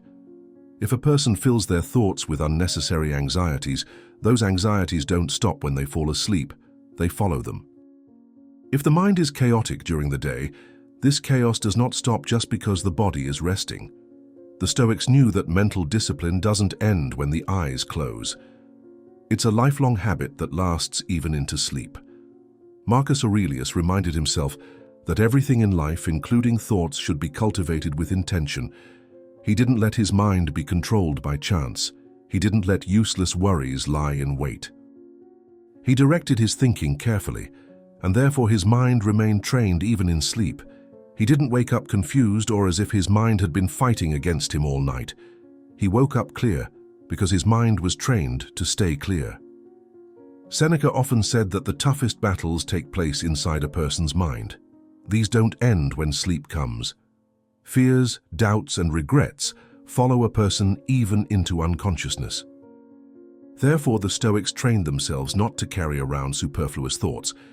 They didn't fill their minds with pointless distractions and didn't leave problems unsolved. They ended each day with self-control, making sure nothing unnecessary remained in their minds. For the Stoics, dreams were not magical visions but mental echoes. They revealed what was unexplained, revealed what was ignored, and forced the mind to confront what it had repressed. Those who spent the day avoiding problems and distracting themselves will be reminded in their dreams of what they were running from. But those who faced everything honestly and left nothing unresolved will find a clear, unconfused sleep. Most people wake up tired because they didn't witness their minds wrestling with itself all night. They let rumination, anxiety, and regret fill their waking hours, thinking they will disappear when they sleep. But they don't disappear. They remain growing and changing, making the night restless, full of unclear dreams that, instead of refreshing, drain energy. The answer lies not in controlling dreams, but in controlling the waking mind. Those who train their thoughts during the day have nothing to worry about at night. The mind is already attuned and will not turn against them during sleep. Before going to bed, the mind must be clarified, cleansed, and organized. Thoughts that are not helpful must be repressed. Feelings that remain must be understood and released. Unresolved conflicts should not be taken into sleep. Those who control their waking mind will find that their dreams are also characterized by the same calm. The subconscious is not separate from the waking state. It continues it. Those who allow their days to be dictated by impulses, distractions, and fear will find that their dreams exhibit the same chaos. But those who practice self-control do not suffer. They sleep deeply, dream lucidly, and wake up prepared to face the day with strength, because even in sleep, they remain in control. The mind is not designed to retain everything. It cannot process every thought, every worry, and every piece of information of the day without paying a price. The harder it strains, the heavier it feels, the slower it works, and the more restless it becomes. Most people have trouble sleeping not because their bodies are tired, but because their minds are overloaded. Sleeping isn't just about resting the body, it's about letting the mind go. The mind has to be ready to let go before the body can fully rest. Yet most people bring too much to bed. They lie awake with a mountain of thoughts, unfinished feelings, and distractions vying for their attention. They treat their mind like a storage room full of things they don't want to throw away. Then they wonder why they wake up exhausted. They think resting just means closing their eyes, but the mind doesn't break up with the body. When the mind is cluttered, It keeps working, sorting through useless thoughts, sifting through unimportant details, and holding on to mental baggage they should have left behind. The Stoics understood that the mind is like a room that needs to be organized. It can't house every worry, every regret, and every detail without becoming cluttered and overwhelming. Clear thinking requires space, and that space must be cleared.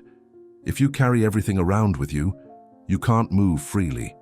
A mind that holds onto every fleeting thought doesn't function well. Marcus Aurelius knew the importance of keeping the mind simple long before modern science talked about mental overload.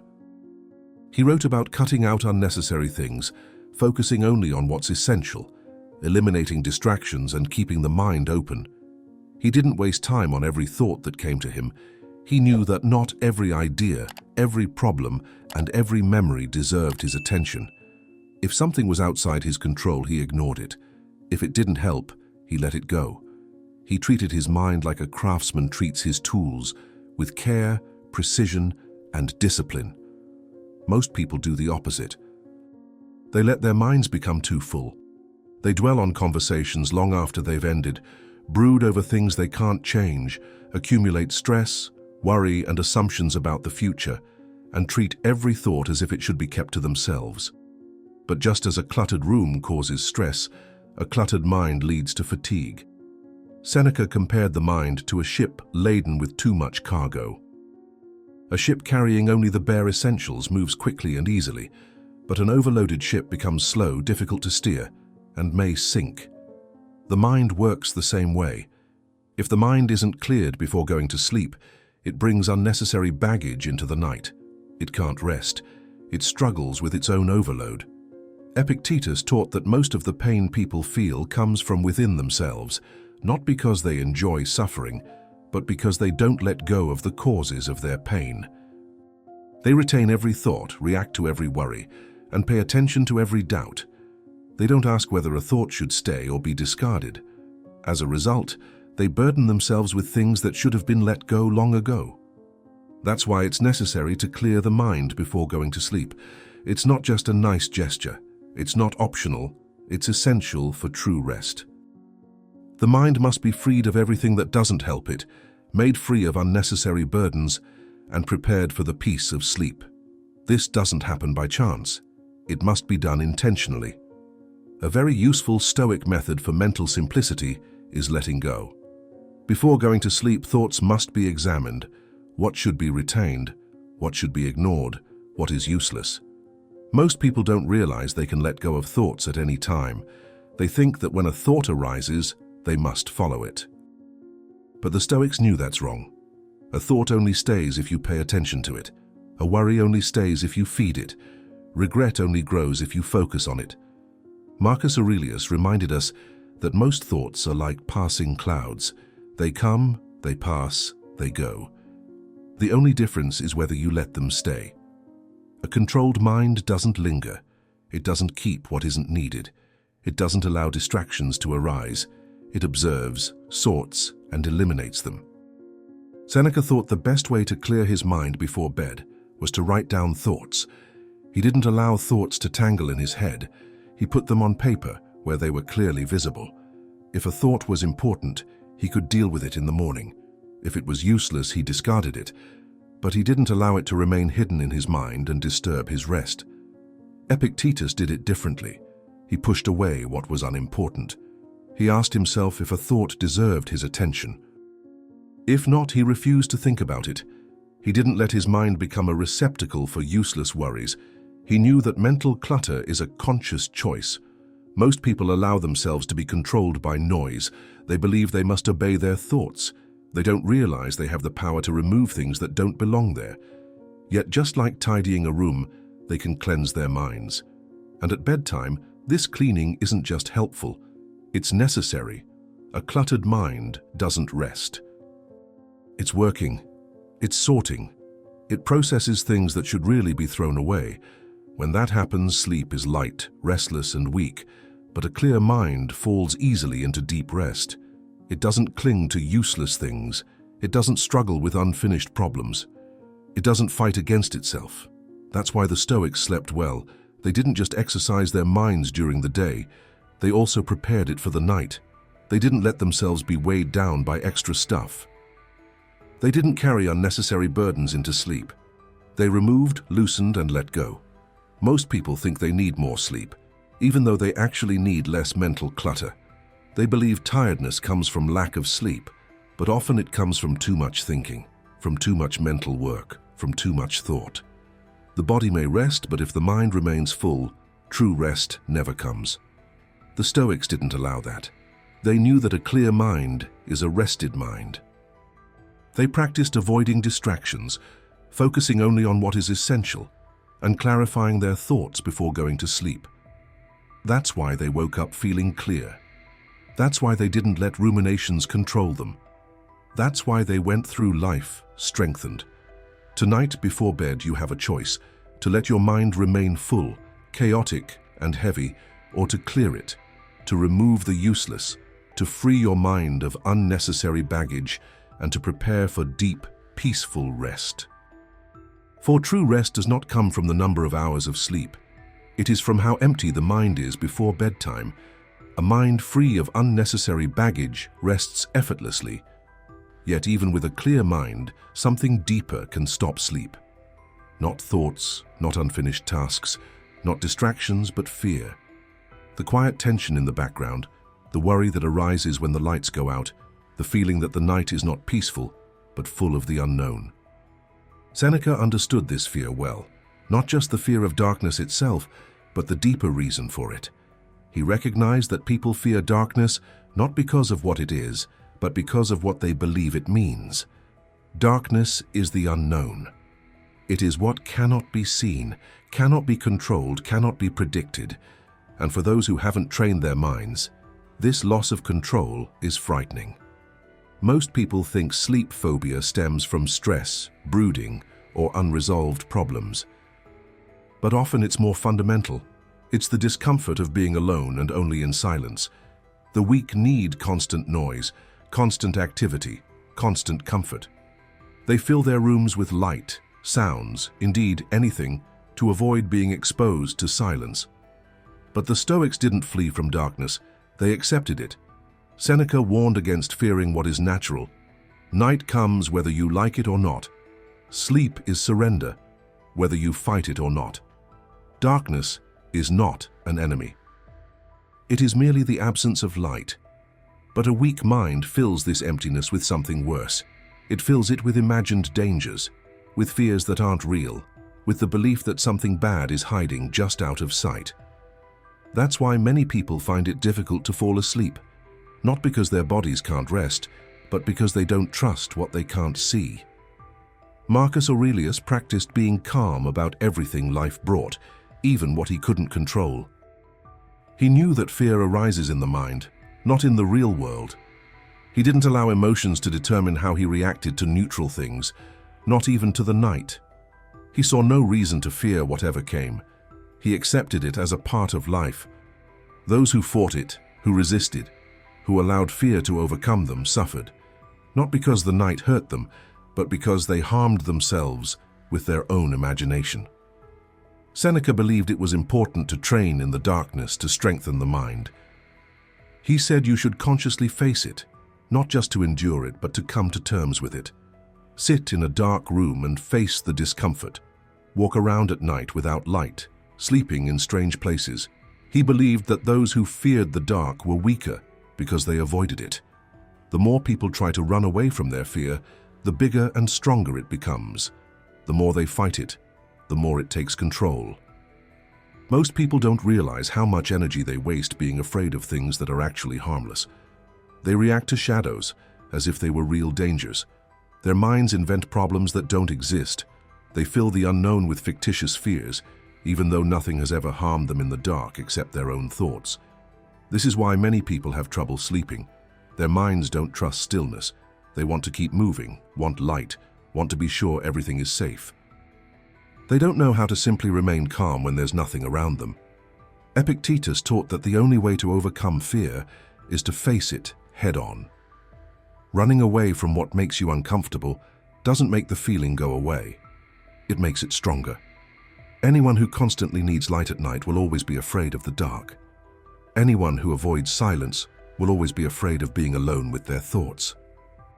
Anyone who can't sleep without noise or distraction will never learn to sleep truly peacefully. The Stoics didn't consider the night to be frightening. They believed it was a challenge for the mind, to remain calm even when you don't know what's coming, to accept things as they are without resistance, to let go of the desire to control everything. People who practice coping in the dark find that it no longer bothers them. They sleep deeply because their minds aren't looking for dangers that don't exist. They wake up stronger because fear doesn't dominate their lives like it does for others. Most people never ask themselves why they're afraid. They think fear means danger. But Seneca knew that fear is often just a habit in the mind, a learned reaction to something that was never truly dangerous. The only way to end this habit is to stop encouraging it, to stop pretending that night is something to run away from, and to stop believing that sleep requires a false sense of security. Darkness in itself isn't bad. It doesn't hurt. It doesn't attack. It doesn't threaten anyone. It is the mind that gives meaning to darkness, and this meaning determines whether a person sleeps peacefully or remains awake in anxiety. A mind that sees night as natural, as a time of healing, as a place that is not frightening, will always sleep well. A mind that fights against darkness, that finds darkness strange, that can't bear to be without noise and distractions, that mind will always have a hard time. Seneca often reminded himself that death is nothing but an eternal night, and if a person can't bear a few hours of darkness, how can they face what comes after life? If the absence of light makes them uncomfortable, how can they muster the courage to face greater unknown things? He saw the fear of the night as a sign of a deeper weakness, a sign that a person has not learned to control their mind. Most people avoid thinking about their own death. They live as if they were constantly waking up. They view sleep as a minor inconvenience, not as a reminder that life isn't eternal. But the Stoics thought differently. They viewed sleep as a practice for the final sleep, and if a person can learn to accept it without fear, he is closer to overcoming his fear of death. That's why it's so important to train the mind to accept darkness. It's not just about sleep, it's about overcoming fear. It's about proving that the unknown doesn't have to scare us. It's about learning to rest without resistance, to let go of control, and to trust that nothing really needs to be controlled. Those who get used to the quiet of the dark not only sleep better, they also live better. They aren't afraid of the unknown in life because they've already experienced it at night. They don't resist change because they've learned to let go in their sleep. They don't cling to false security because they've already shown themselves they don't need it. Tonight, when the lights go out and all is quiet, you can choose to fight or accept, to be afraid or remain calm, to remain trapped in a false belief, or to finally be free. The Stoics made their decision long ago. That's why they slept soundly. They awoke without fear. They lived their lives without being shaken. They understood something most people never understand. It's not the night that's the enemy. Fear is. Fear is an uncontrolled wild spirit. Those who have practiced accepting the darkness, sitting still without fleeing, and letting go of unnecessary fears will find that the night is no longer an enemy. But simply overcoming fear isn't enough. Learning to sleep well requires practice and control. It doesn't happen by chance, and it can't be forced or avoided. It's a process that, like everything in life, must be built through regular effort and good habits. Weak people view sleep as a reward, something they can get at any time, something they either chase too hard or ignore too much. They stay up too late, filling their minds with noise, ruining their chance for rest, and then wonder why they feel tired in the morning. They fail to see that without rules, the mind remains restless. Without order, the body doesn't trust the night. They believe they can ignore the natural rhythms of life and still feel good. But the Stoics knew better.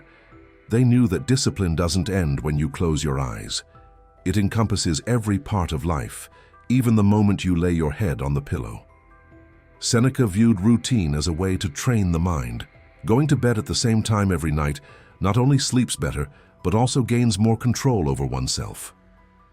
They demonstrate that they are not controlled by sudden impulses, driven by distractions, and not dependent on chaotic habits that weaken them.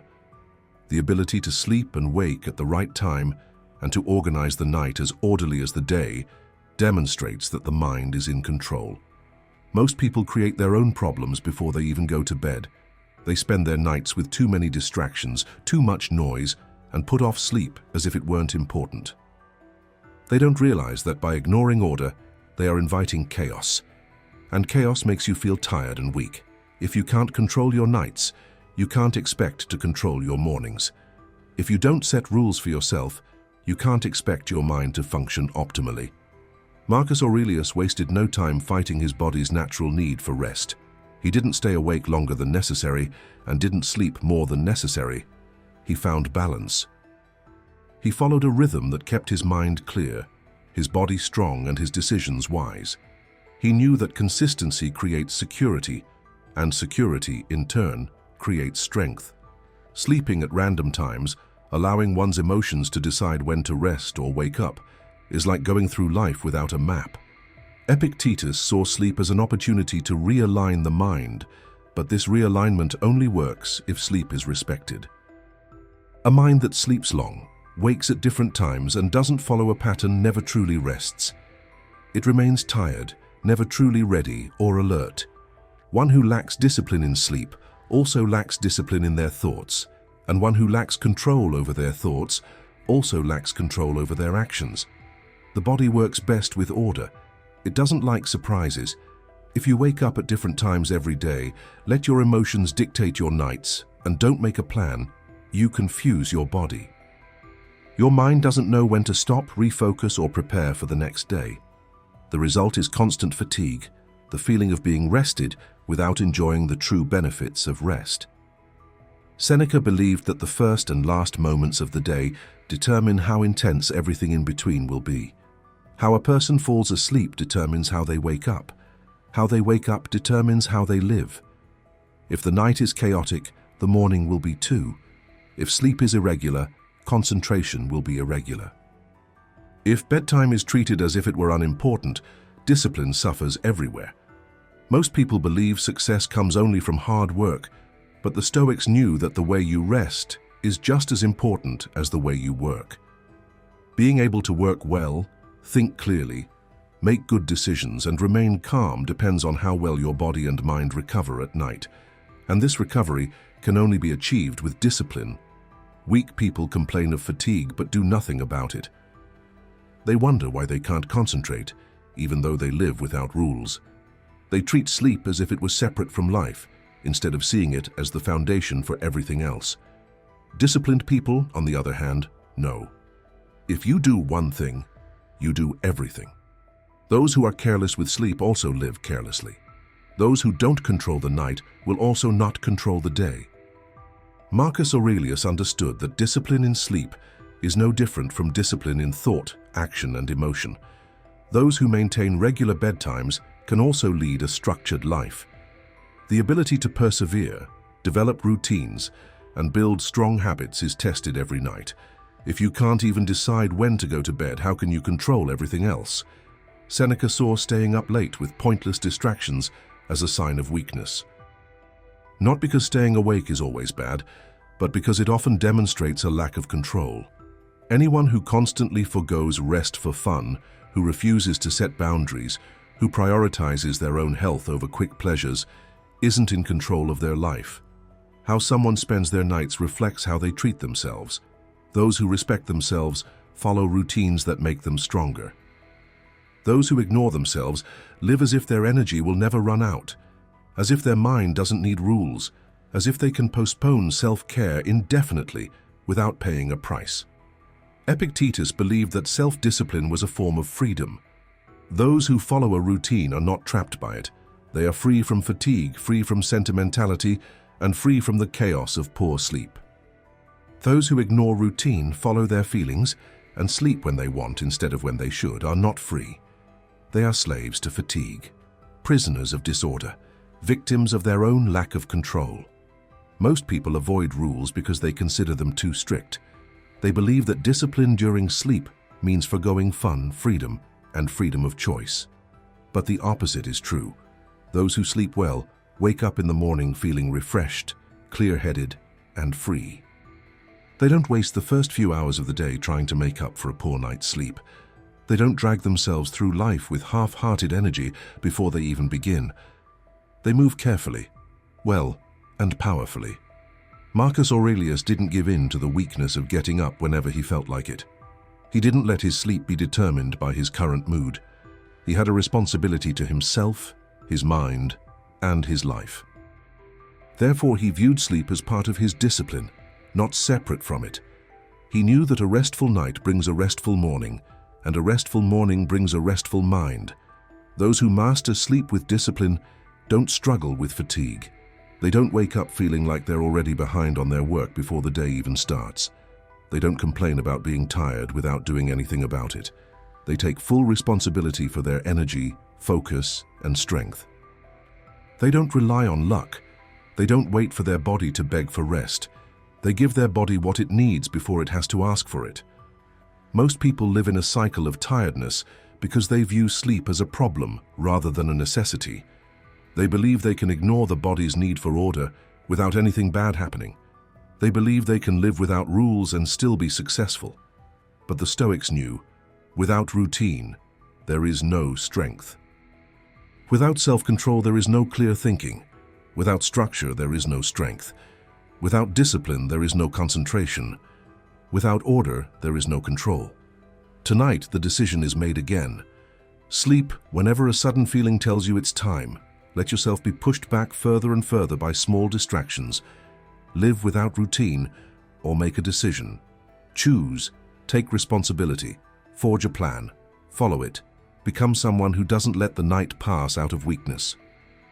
Because how a person sleeps reflects how they live, and how they live determines everything else. Discipline in sleep is discipline in life. A structured night creates a structured morning. A mind that chooses order before going to sleep wakes up clear, calm, and prepared. But even if you do everything right, even with good habits and a mind trained by discipline, there's one thing no plan can control: what might happen tomorrow. Most people sleep as if they know they'll wake up every morning. They spend the whole night thinking there will always be another tomorrow, another day to fix things, another day to waste. They live in a false sense of security and ignore the truth that life can end at any moment. They don't like to think about death because it seems too sad, too frightening, or too far away. But the Stoics knew better. They understood that ignoring death doesn't stop it. It just makes people live as if they'll never run out of time, as if they can always postpone what matters most. Seneca warned people not to fall for this trick. He saw how people wasted their time on useless things, how they continually postponed the essentials, how they lived as if they had 10 years left, one more year, one more minute. He wrote that people don't fear death because they aren't ready to die yet. They fear it because they haven't truly lived yet. They've left too many kind words unsaid, too many good things undone, too many moments wasted. And when death finally approaches, they suddenly realize how much time they've wasted. Most people don't think about death until it's too late, when it takes a loved one, when they become ill, when there's no way to avoid it. But the Stoics didn't view death as something sad or ignorable. They saw it as a useful tool, a reminder, a way to focus the mind, to make life seem urgent and to help us stop waiting. Remember the death. Remember that you will die wasn't meant to make people sad. It was meant to inspire them to live now and to the fullest. Marcus Aurelius thought about death every night before going to bed, not out of fear, but so as not to waste a single day. He reminded himself that every time he closed his eyes, he might never get the chance to open them again. So he didn't go to bed angry. He didn't dwell on small problems. He didn't waste time on unimportant things. He knew that if he died in his sleep, he didn't want to leave anything undone. Most people believe that the thought of death before going to bed frightens them or makes them sleepless. But the opposite is true. Avoiding it makes them nervous. Accepting it takes away the fear. Those who can cope with dying are not afraid of falling asleep. They don't cling to life and beg for more time.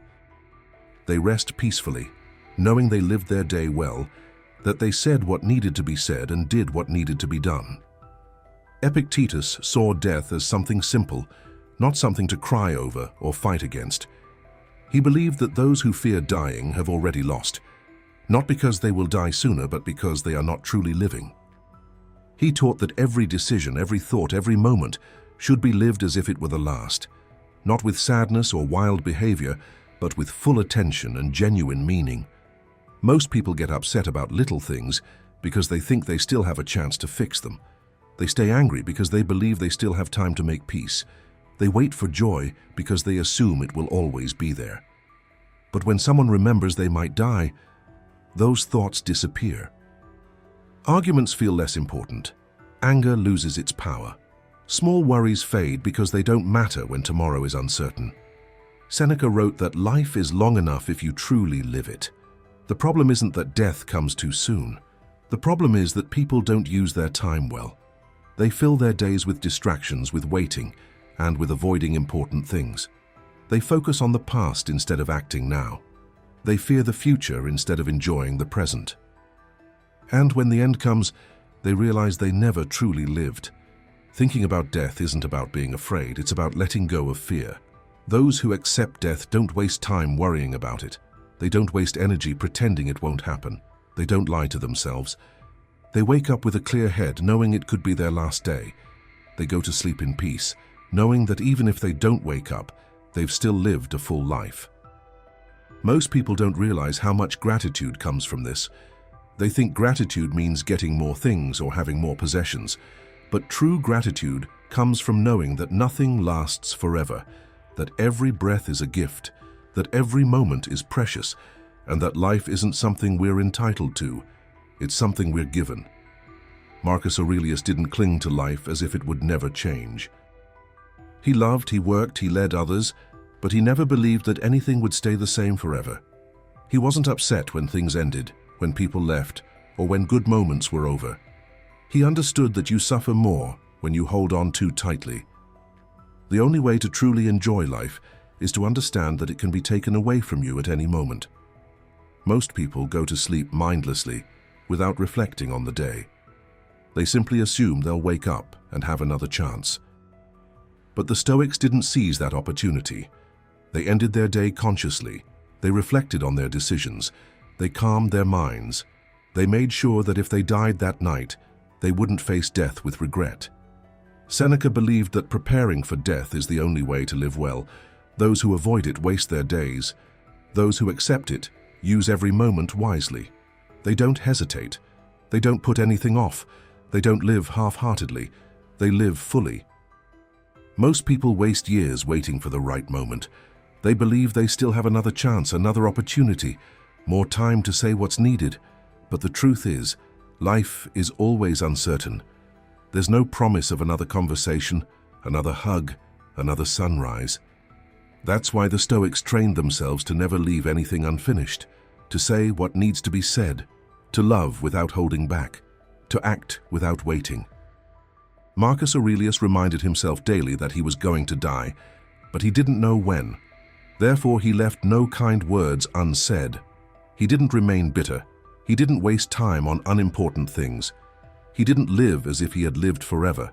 He lived as if every day were his last chance to be the man he wanted to be. Most people would live differently if they truly knew how little time they have left. They would stop waiting. They would stop pausing. They would stop pretending they have time to waste. They would understand that life doesn't begin later. It's happening right now. Seneca said only foolish people are afraid of death. Wise people use it as motivation. They don't waste their time on things they don't need. They don't get drawn into silly arguments. They don't let themselves be overwhelmed by petty worries. They live in such a way that they wouldn't feel cheated if their lives were to end tonight.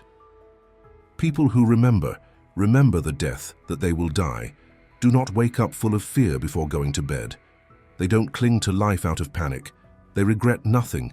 They wake up with a clear mind, full of energy and deep gratitude for another day that was never promised to them. Tonight, before you go to sleep, you have a decision. You close your eyes and think there's a new morning. You take a new day for granted. You carry worries and frustrations with you as if they really matter in the face of death. Or to see what's real, to reflect, to let go of what's unimportant, to hold on to what's important. Because sleep is always unknown and life is always fragile. And the only way to live without fear is to stop pretending there's still time. Thinking about death before going to bed brings clarity. It avoids procrastination, eliminates petty worries, and allows the mind to focus only on what is essential. Those who understand how fragile life is don't waste time chasing after unnecessary things. They don't allow themselves to be controlled by distractions. They don't seek solace in excess. They know that their food, their desires, and the things they allow into their lives affect their mental strength. Yet even people who think a lot about the brevity of life struggle with desires. The mind longs for rest, the body for pleasure. It craves more food than it needs, more fun than it can handle, and more treats than are good for it. At night, when it's harder to stay strong, these desires become louder. Seneca warned against allowing one's cravings to overwhelm oneself. He knew that anyone who can't say no to even the smallest requests is weak inside. It's easy to think small treats don't count. A late-night snack, a silly video, or one more drink can do no harm. But the Stoics knew that small things add up. Once the body learns to always get what it wants, it won't stop craving it. It expects comfort and learns that pleasure always comes first, and discipline takes a back seat. Most people give in to their cravings, not because they really need something, but because they can't control themselves. They don't know how to say no to their own desires. They make excuses. They tell themselves that everything is okay, that it doesn't matter, and that they'll do better tomorrow. But tomorrow never seems to come. A weak mind accustomed to easy treats doesn't suddenly become strong. Epictetus said, "True freedom means having control over your own body." If someone can't resist their desires, they are not free. They are bossed around by their desires. They don't decide, they react, they don't make a choice, they give in. And once that habit is formed, it doesn't stay in one place. It spreads. If you can't say no to yet another show, one more snack, or one more fun thing before bed, you often can't say no to distractions during the day either. You start procrastinating, avoiding difficult things, always looking for something easy. The Stoics believed that self-control isn't about missing out. It's about being strong. It's about proving each day that the body doesn't control the mind. Most people think their cravings are too strong to resist. They feel helpless in the face of temptation, but cravings only feel strong when we give them our full attention. If someone is constantly thinking about how hard it is to say no, or that they're missing out, it makes the cravings stronger. However, when someone views a craving as merely a passing feeling, it weakens. Marcus Aurelius understood this very well. He trained himself to distinguish between what he wanted and what he truly needed. He reminded himself that most desires are not real problems. Hunger late at night is usually not real hunger. The body does not suffer because it has not received a reward. The mind simply wants to be comfortable. But comfort does not make a person strong. Seneca believed that saying no to sweets is not suffering, it is training. When someone says no to things they don't need, they are not harming themselves, they are becoming stronger. They are showing, however small, that their willpower is stronger than their cravings. They learn to stop and control themselves when it would be easy to give in. Most people don't practice this self-control. They think being strong just means saying no to big temptations or dangerous things. But true strength lies in small decisions, like not eating before bed, like not watching another show just because it's easy. Like going to bed when you should instead of staying up all night because you feel weak. Epictetus said self-control is like a muscle. If you don't use it, it gets weak. If you don't practice, it atrophies. If you give in to little things every night, you'll struggle when a big test comes along. You won't have the strength to say no because you never practiced. Most people believe that cravings are a signal from the body that must be obeyed, but that's not true. The body doesn't need to eat all the time. It doesn't need to eat every hour. It doesn't need to be entertained every second. It doesn't need to get comfortable every time it feels something hard. The mind invents this idea. It is the habit of always giving in that makes a person believe they can't live without pleasure. Marcus Aurelius didn't fall into this trap. He trained himself to get by with less. He remembered that contentment comes not from having more, but from having more. He knew that cravings are just distractions. They're the mind's way of fleeing rest and the body's way of clinging to comfort.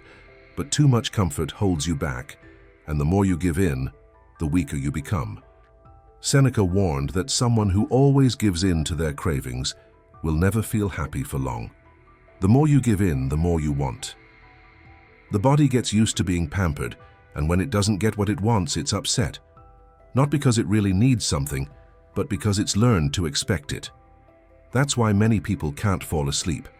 Not because they aren't tired, but because they're used to always wanting more. More snacks, more shows, more fun. They never taught themselves how to stop.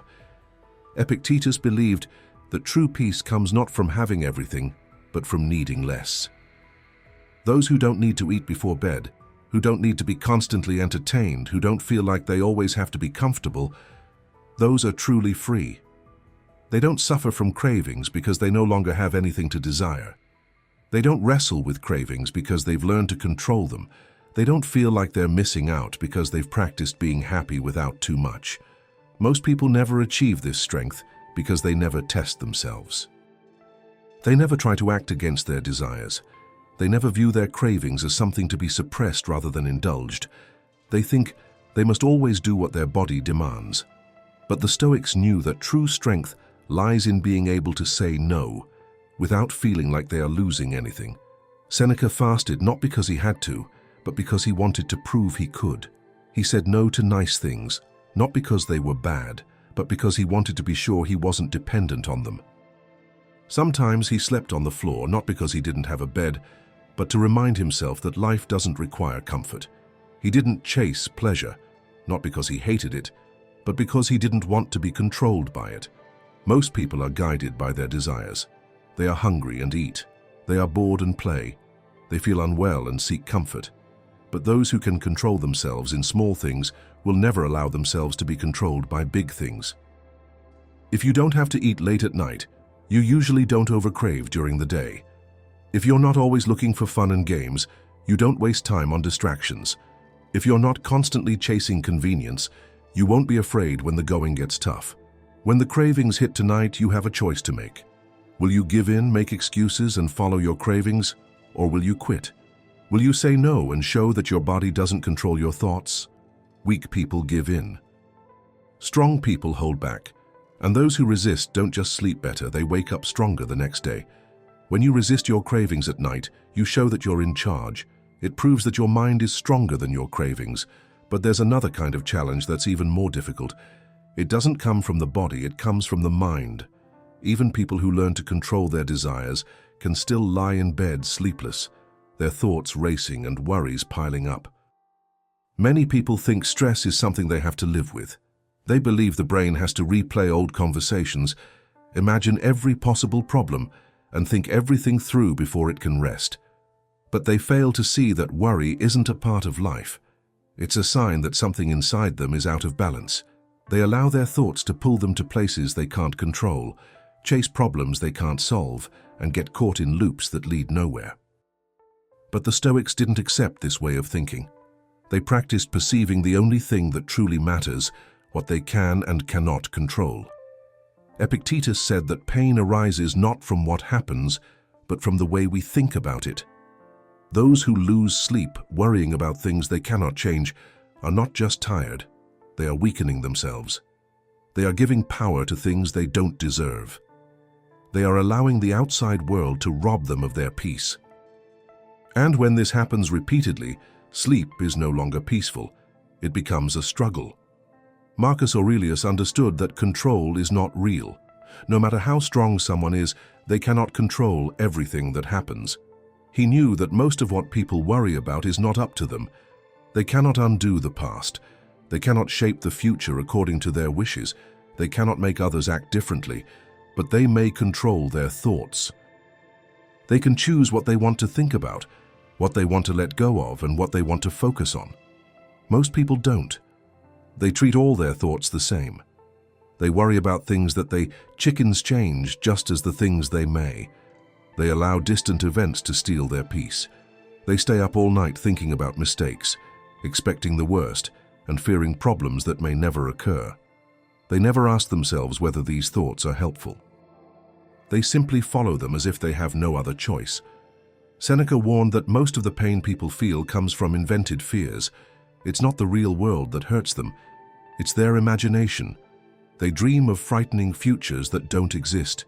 They scare themselves with what-ifs and ruin the moment they're in. Anyone who loses sleep over things that never happened has given up control. They've surrendered their peace to the unknown. But the Stoics refused to live that way. They knew the first step to true peace is learning what you can and can't handle. They didn't waste time on things they couldn't change. They didn't let yesterday take over today. They didn't let their minds wander to future scenarios that weren't even real. They focused only on what they could work on. Most people think control means making everything happen their way, but true control means learning to regulate your own reactions. Anyone who can't sleep because they're worried about what others think, about decisions that can't be reversed, or about things that are already happening, they haven't learned that yet. They suffer because they don't want to accept reality. Epictetus believed that peace comes from acceptance, not from giving up, not from weakness, but from a clear knowledge of what can and cannot be changed. Those who accept their limitations don't waste energy fighting against them. They don't constantly rehearse things they can't repeat. They don't sit for hours afraid of things that are far away. They focus only on what they can do and let everything else go. Most people can't sleep because they think they have to everything before resting. They believe they won't be ready tomorrow unless every problem is solved, every idea is completed, and every plan isn't perfect. But that's not true. It's a trick of the brain. Sleep doesn't require you to know everything. It doesn't demand you have an answer to every question. It only asks you to let go of what you can't bear. Marcus Aurelius reminded himself every day that life is short. He didn't spend hours thinking about things he couldn't control. He didn't let what others did rob him of his peace. He didn't hold on to past mistakes or fear the future. He practiced letting go of everything that didn't belong to him every night, and that's why he slept in peace. Seneca said, "Most worry is unnecessary." People think worrying helps them, that repeating a problem over and over again will lead to a solution. But that's not how the brain works. Too much thinking doesn't provide answers. It only makes you tired. It doesn't clarify anything. It just makes everything seem chaotic. The Stoics knew that the only way to free the mind is to train it. Stop chasing thoughts that lead nowhere. Stop nurturing anxieties that don't help. Stop pretending stress is useful. Most people go to bed with a head full of things they can't change. They carry every regret, every problem, every doubt with them. And then they wonder why they can't find peace. They don't see that peace is a choice you make. You decide to let go, to think only of what is essential, and to recognize the difference between what you can change and what you must accept. Epictetus said that the mind needs training, just like an athlete's body. A strong mind ignores thoughts that lead nowhere. It doesn't get lost in distractions. It doesn't waste energy fighting things it can't conquer. It remains calm, focused, and controlled. It chooses what its energy is worth and lets go of the rest. Most people aren't in control of their thoughts. They think they must pursue every worry. They believe that when a fear arises, they have no choice but to pursue it. But the Stoics knew this was weakness. Those who follow every regret, every fear, and every what-if are not in control of their own minds.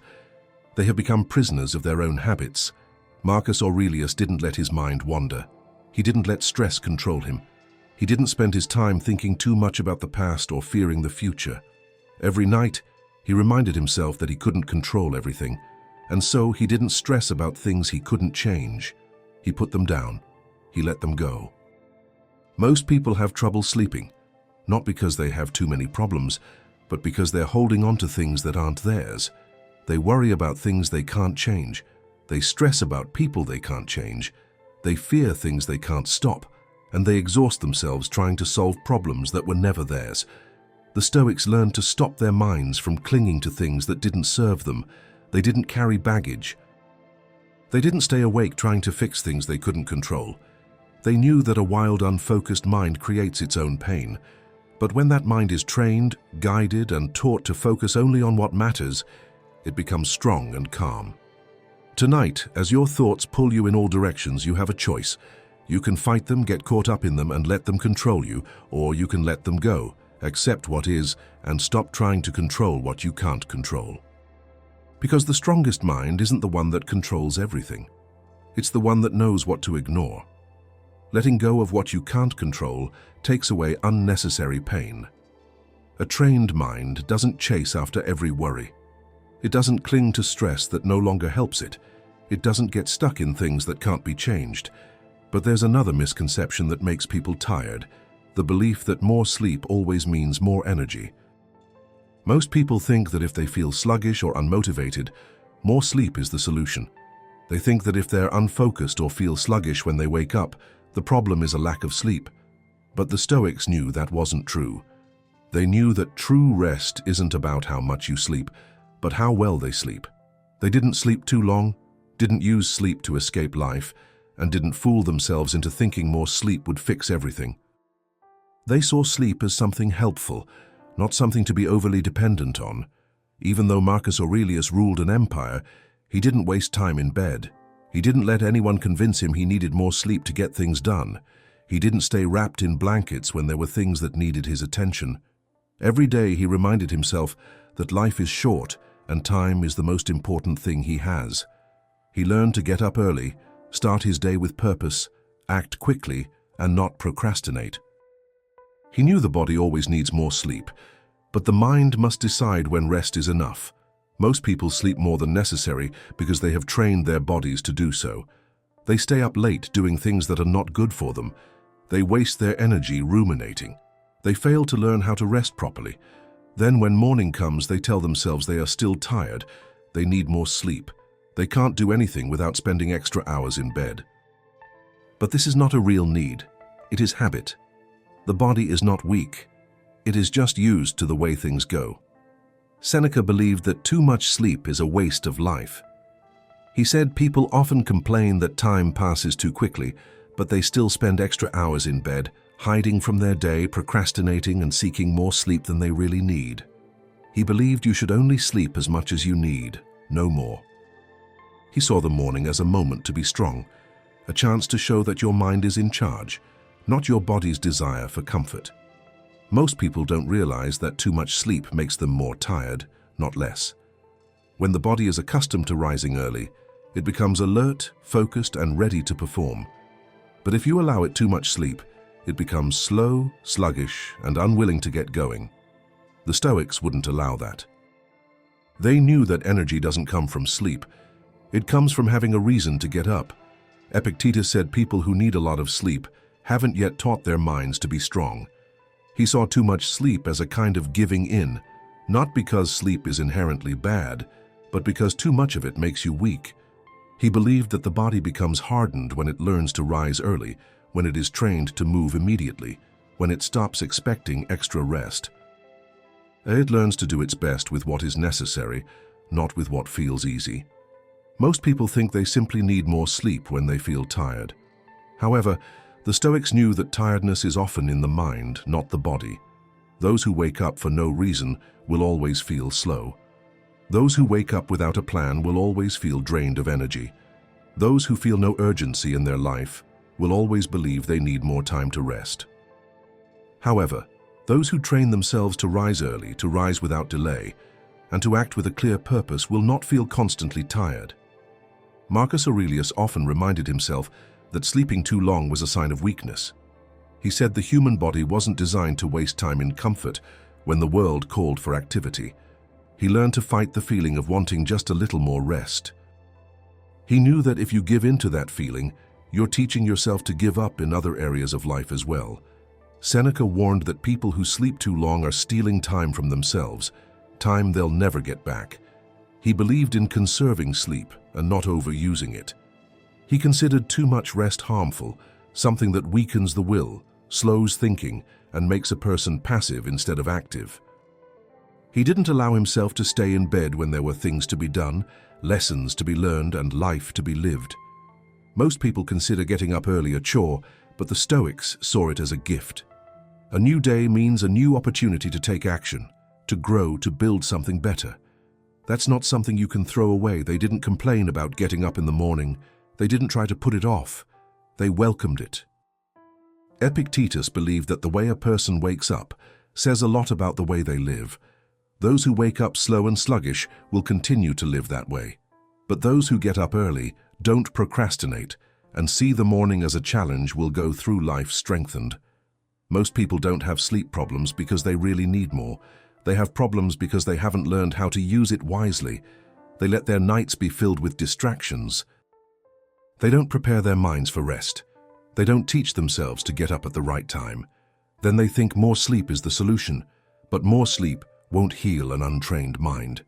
Marcus Aurelius knew that those who sleep best aren't those who sleep the most, but those who wake up for a good reason. The body gets used to what it's taught.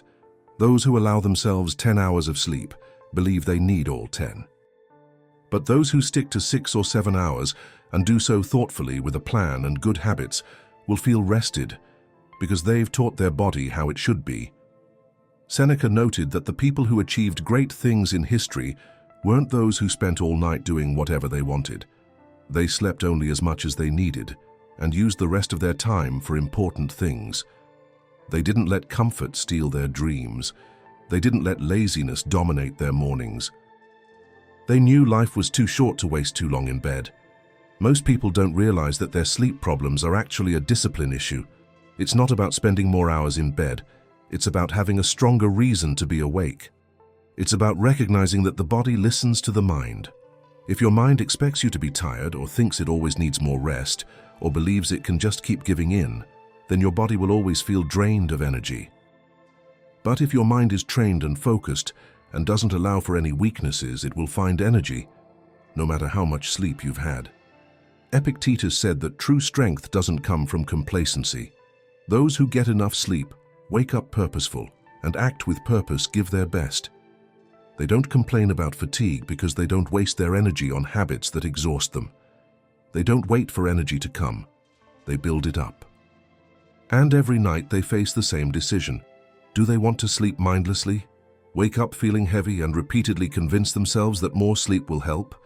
Or do they just want to give themselves the rest they need, get up without delay, and treat the morning as a challenge instead of a chore? Because sleep is important. Weakness, however, is not. Waking up early and focused gives you energy. But what about falling asleep?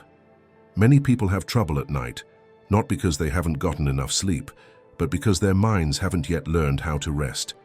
They plan their day, try to make their room comfortable, and even calm their bodies.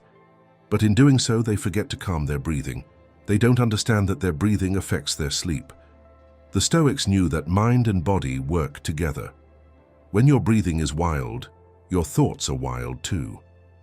When your breathing is calm, your thoughts calm down. They learn to control their breathing, not just to relax during stress, but to help their bodies find deep peace. Most people believe that breathing happens naturally and requires no attention. The Stoics, however, believe that anything ignored becomes weak, and when you ignore your breath, it follows your emotions. When stressed, breathing becomes short. When anxious, it accelerates. When thoughts race too fast, breathing also becomes rapid, and that's why many people can't fall asleep. They go to bed with a tense body, unaware that their breathing must first slow down so that their mind can also calm down. Epictetus said that if you can't control your breath, you can't control your mind. He didn't believe that breathing is just a way to stay alive. He saw it as a tool, a way to take control when your thoughts are racing, your emotions are too strong, and your mind can't rest. He believed that if you control your breath, you can control how you react, what you feel, and how you move from stress to calm.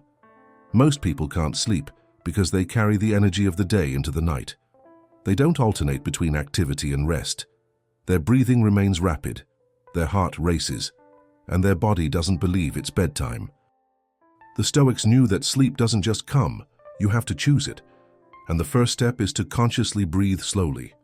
Seneca believed that we must train the body in everything, including the way we relax. He believed that people who couldn't calm down weren't yet spiritually ready. He didn't let stress control him. He taught his body to obey him. He didn't wait for calm to come. He created it through his breath. Many people believe their thoughts keep them awake, but in reality it's their body. If the body is tense, alert, and diurnally active, it's not simply asleep because the brain tells it to. Breathing can change that. Breathing slowly and deeply and exhaling gently sends the message to your body. it's time to rest.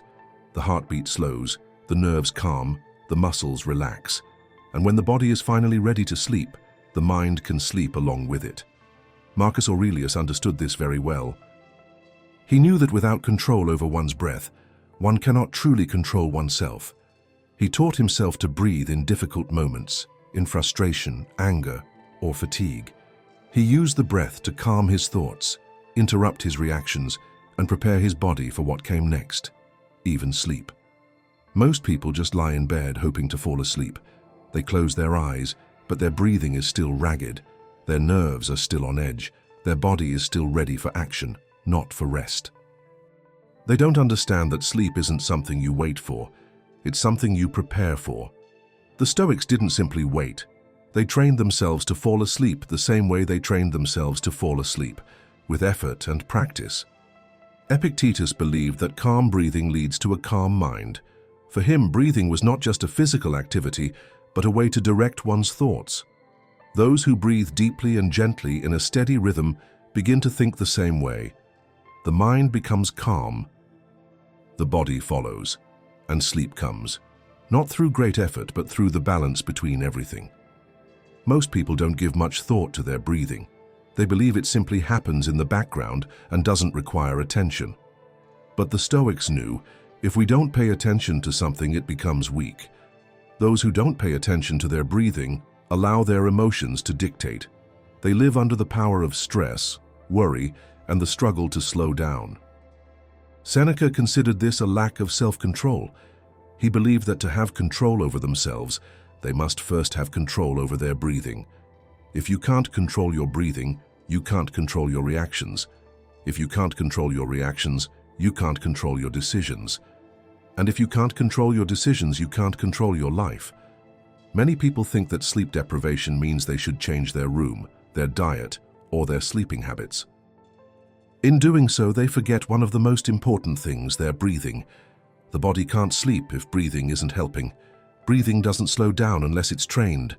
The Stoics knew that breathing must be regular before the mind can rest. Marcus Aurelius practiced slow, calm breathing before going to bed, not because he wanted to relax, but because he knew that the body follows certain patterns. When you breathe slowly and calmly, your body believes you are peaceful. When you slow down your breathing, your body also calms down. He saw breathing as a way to instill calm in the body, relax the nerves, and reduce stress. Most people don't realize that breathing forms a bridge between being awake and falling asleep. Those who breathe consciously can fall asleep easily, but those who breathe mindlessly find it more difficult. The Stoics didn't hope for a good night's sleep. They practiced using their breath every night. Epictetus believed that if you aren't aware of your breath, you are disconnected from your own thoughts. He thought people who don't control their breathing live by reaction, not by choice. He didn't want to live that way. He trained himself to always control his breath, keep it calm and align it with his desired feelings. When it was time to sleep, his breath would guide him. Many people have trouble sleeping because they don't realize that breathing affects our well-being. Rapid breathing keeps the brain awake. Slow breathing signals to the body that it's time to rest. The Stoics clearly understood this. They didn't need sleeping pills. They didn't struggle with restlessness. They didn't argue with their bodies. They trained their breathing. And that's why their bodies responded with calm. Seneca believed that true calm is something you learn. It doesn't just happen. It doesn't simply appear because you want it to.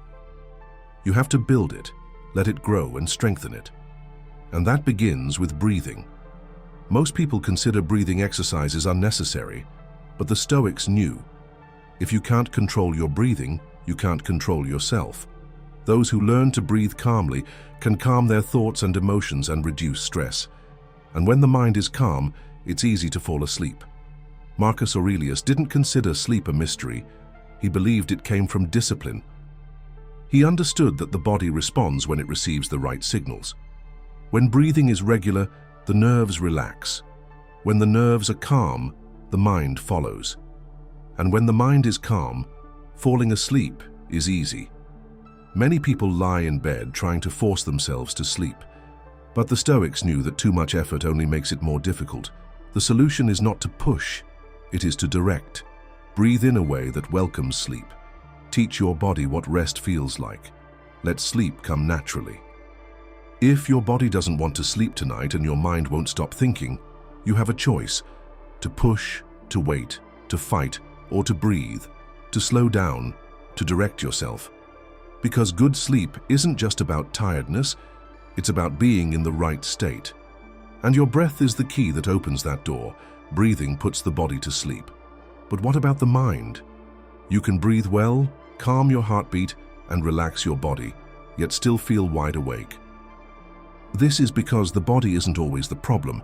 It's what occupies the mind before bedtime. Most people don't take this time seriously. They spend their last minutes staring at screens, watching videos, and filling their minds with noise that agitates them instead of calming them. They keep themselves busy until their eyes close, filling their brains with unnecessary stuff instead of helpful thoughts.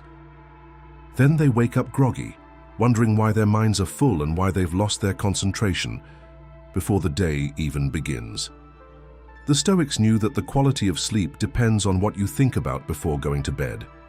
They understood that the last thoughts of the day shape your mood in the morning. They didn't waste that time. They didn't fill it with empty thoughts. They used it to reflect deeply, to become stronger, and to clear the confused thoughts of the day.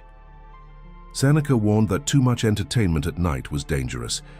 He believed that people who spend their nights in distractions and silly fun aren't truly resting. They're just trying not to feel anything.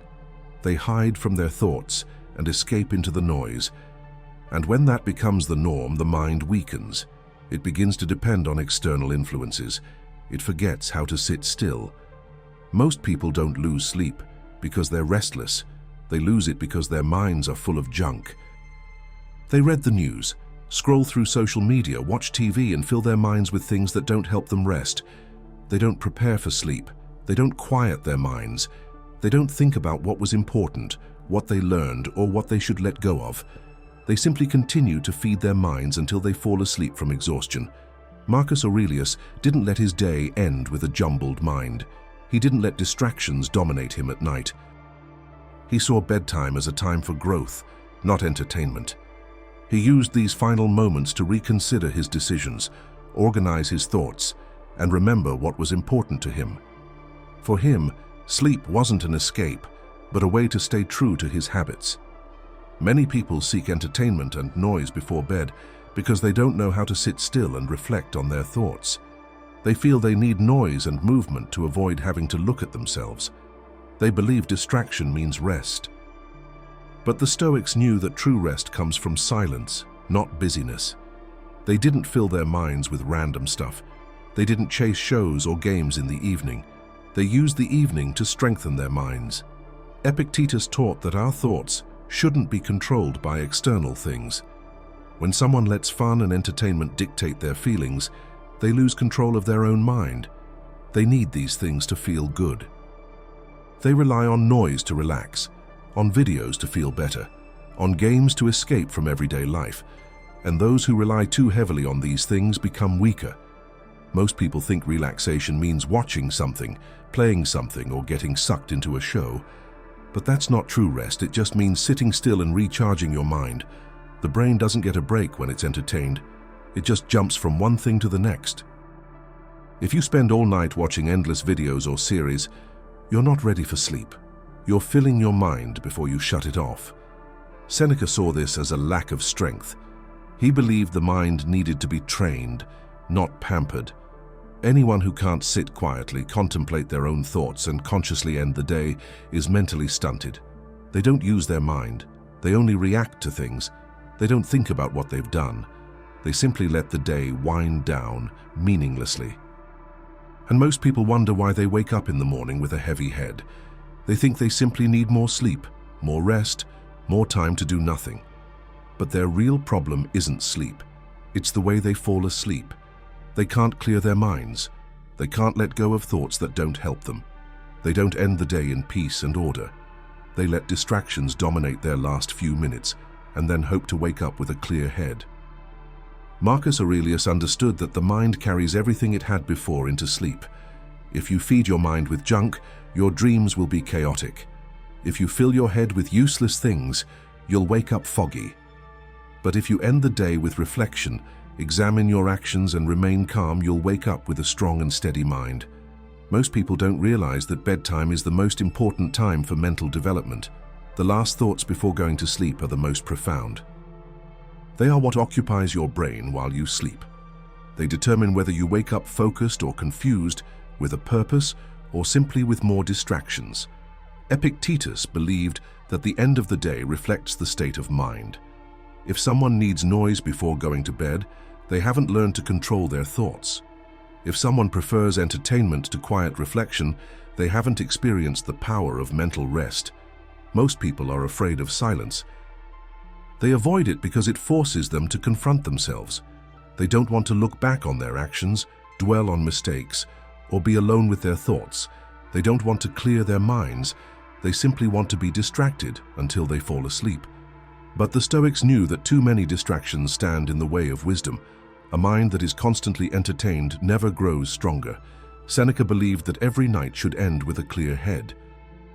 One should let go of useless thoughts, remember what one has done right, and recognize what one still needs to work on. The mind should not go to bed in a mess. It should be calm, clear, and balanced before going to sleep. Most people think a little fun before bed is perfectly fine. They believe that watching TV, scrolling through the world, and clearing their minds is simply a way to relax. But the Stoics knew that the mind doesn't rest when it's full of noise. It relaxes when you give it commands, when you tell it what to do, when you treat it with care. Marcus Aurelius didn't waste time before going to bed. He didn't allow himself to be distracted by silly things. He didn't fall asleep full of thoughts. He prepared for bed the way he prepared for life, with purpose. He cleared his mind, let go of everything that didn't help him, and ensured his thoughts were light and free. And that's why he didn't wake up tired. He woke up ready. Most people think rest means escaping from everyday life. But the Stoics knew that true rest comes from balance. A busy mind cannot rest. A chaotic mind cannot sleep properly. It needs direction. It needs purpose. It needs time to settle down. Epictetus taught that the way someone ends their day determines how the next one begins. Those who end the night unfocused will wake up just as unfocused. Those who end the night with careful reflection will wake up with clear thoughts. Most people don't realize that their problems with concentration, motivation, or clear thinking don't start in the morning. It happens because the night before wasn't managed well. Those who don't control their thoughts before bed will wake up and find their mind isn't listening. Those who don't control their thoughts the night before will find their thoughts taking over during the day. Tonight, you have the choice of ending the day in distractions or focused reflection, letting random fun dominate your last thoughts before bed, or controlling them yourself. Going to sleep with a busy mind or a calm mind. For as a person sleeps, so he wakes, and as he wakes, he shapes his day. Sleep is not just a respite from being awake. It helps one stay strong and in control. It is the time when the mind can either recover and grow, or carry with it all the chaos it hasn't let go of. The Stoics didn't consider sleep unimportant. They trained themselves to sleep with a purpose, to let go of unnecessary thoughts, and to wake up more refreshed than the night before. Controlling sleep means controlling yourself. From calming your mind before bed, to letting go of what's out of your control. From not giving in to lazy habits to thinking quietly instead of making noise, every night is an opportunity to sharpen your mind or slow it down. Those who view sleep as nothing special wake up tired, lacking energy and weak. However, those who fall asleep in an orderly, purposeful, and clear-headed manner wake up fresh, full of energy, and ready for the day. Seneca warned people against wasting time. And what is sleep but time? Those who learn to rest deeply, who let go of unnecessary fears, who breathe calmly, and who take the night as seriously as the day will feel solid, free, and unshakable. So ask yourself tonight, will you fall asleep mindlessly, or will you take care of your night's rest? Will you wake up the same way you did the day before, or will you wake up better than yesterday? The choice is yours, and it begins the moment you close your eyes. If you've read this far, let me know in the comments. Strength begins in the night, because whoever takes control of his nights takes control of his life. And if you want more ideas to help you think better, become smarter and live stronger and more focused, subscribe now and tap the bell. Because sleep is short, but mastery lasts forever.